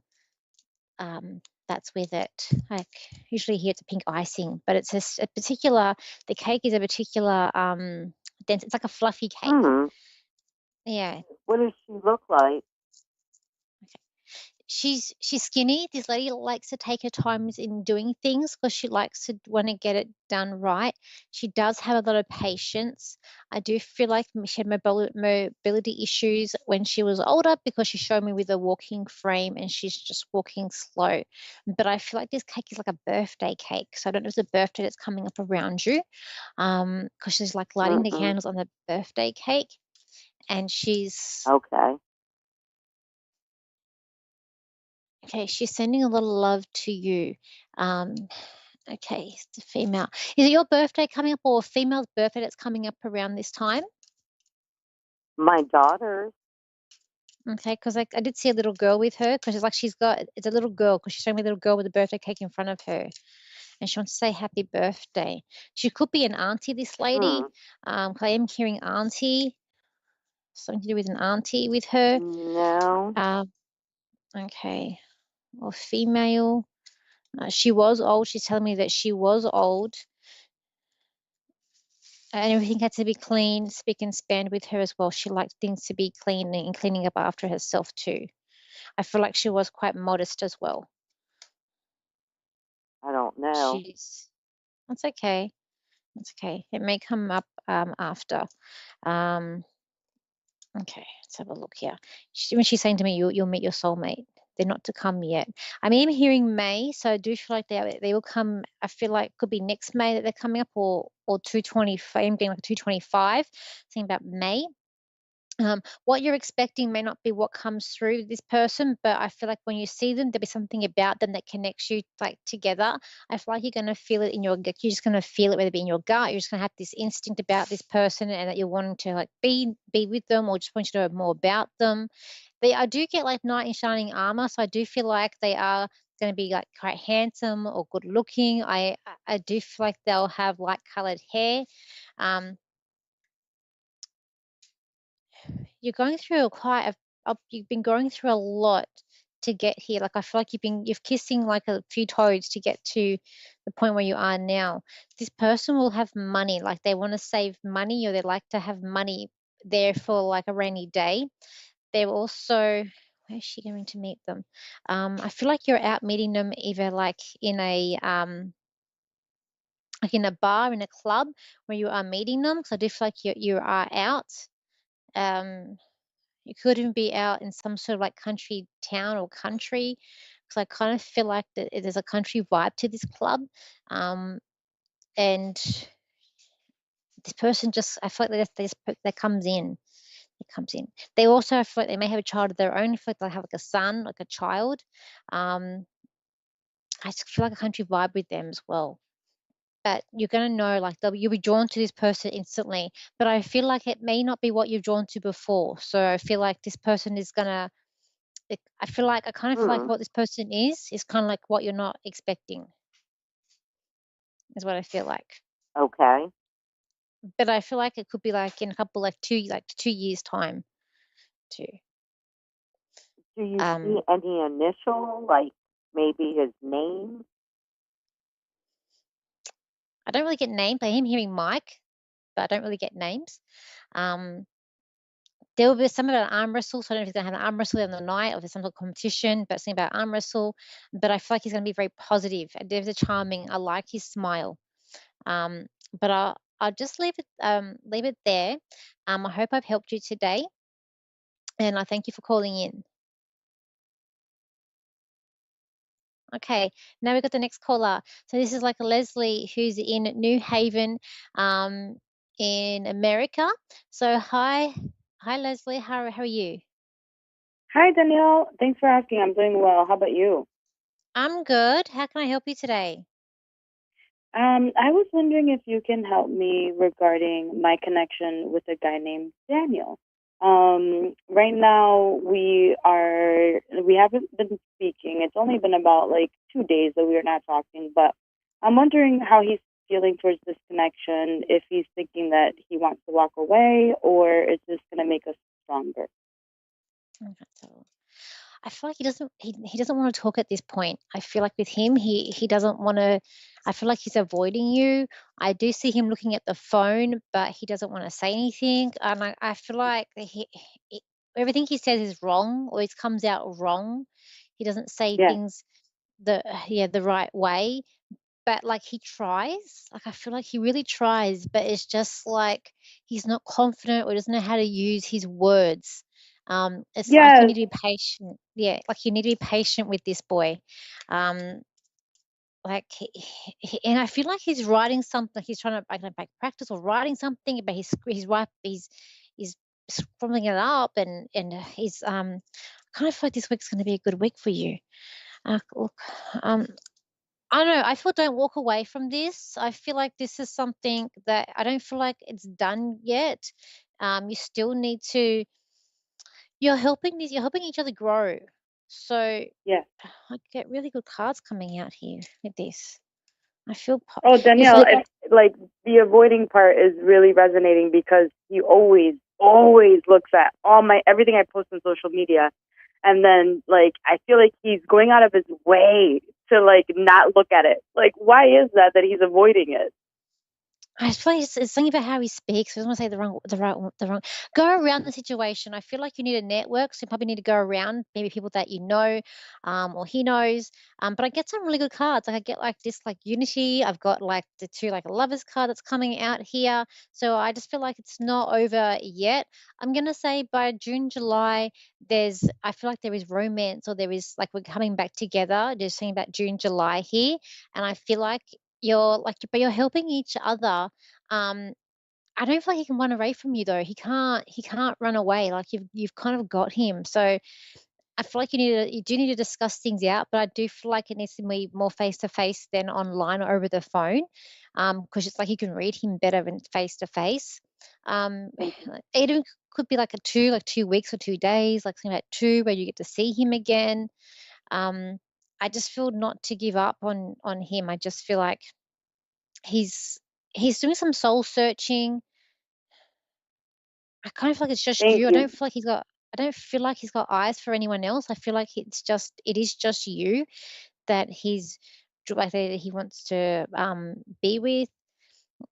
His part of him, I feel like feels like it's a bit too hard, but he just gets in his head. He gets in his own head, and he needs to get out of his head. I feel like just be patient with him. I feel like you are going to get frustrated yourself because you just like, you know what you want, and you just want to be able to go and shake him and be like, stop playing around, and Yes. just be patient. I feel like I'm just hearing just be patient. I keep on getting the 2, so I do feel like there will be contact if it's like 2 weeks or 2 months. But I do feel like you guys are going to be like together again. I feel like there's unity here. I feel like it's going to happen. I feel quite positive about this relationship that's going to take place. Amazing. Danielle, I'm on the money with everything. I have gotten very frustrated, and my soul, I feel it, is saying to be patient. He's the worst when it comes to communicating, and I am constantly just giving him feedback, like, and whenever I ask him like serious questions, he looks at me like terrified, like I don't want to say the wrong thing. Amazing. Thank you. I am waiting, and I honestly feel, and I hope it's 2 days. We don't go a long time without connecting, but I am getting the sense to give him his space right now. I'm really like, what is it?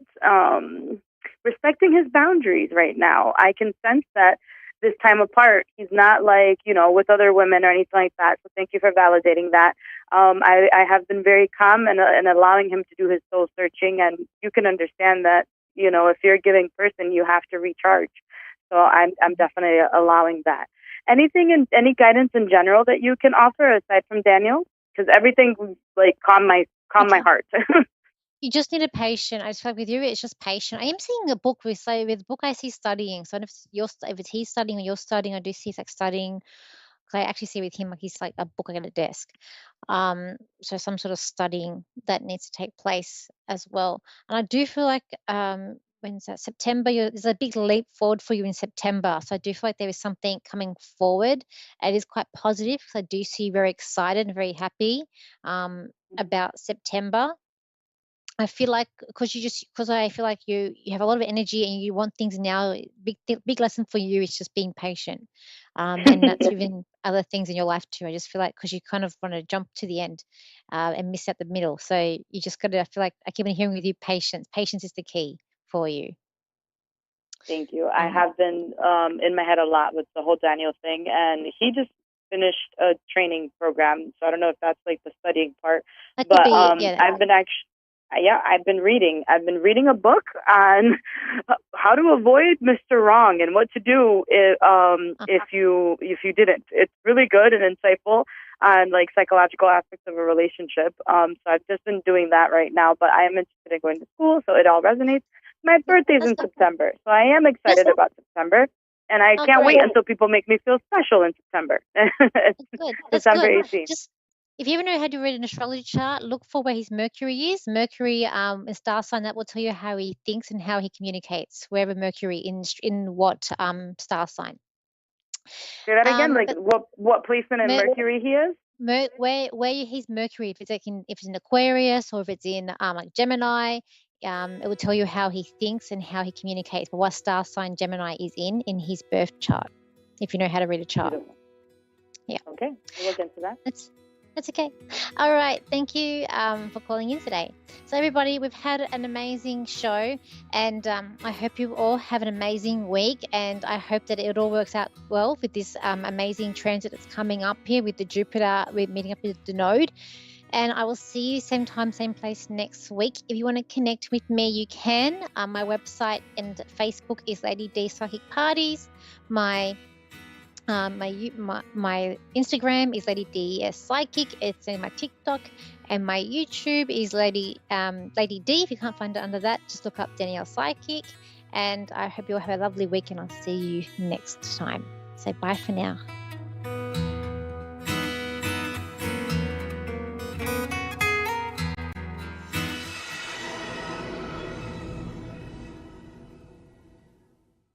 It is so exciting for me to be here. I've waited a long time to do this show, and I'm so excited for you all to join me for my very first time.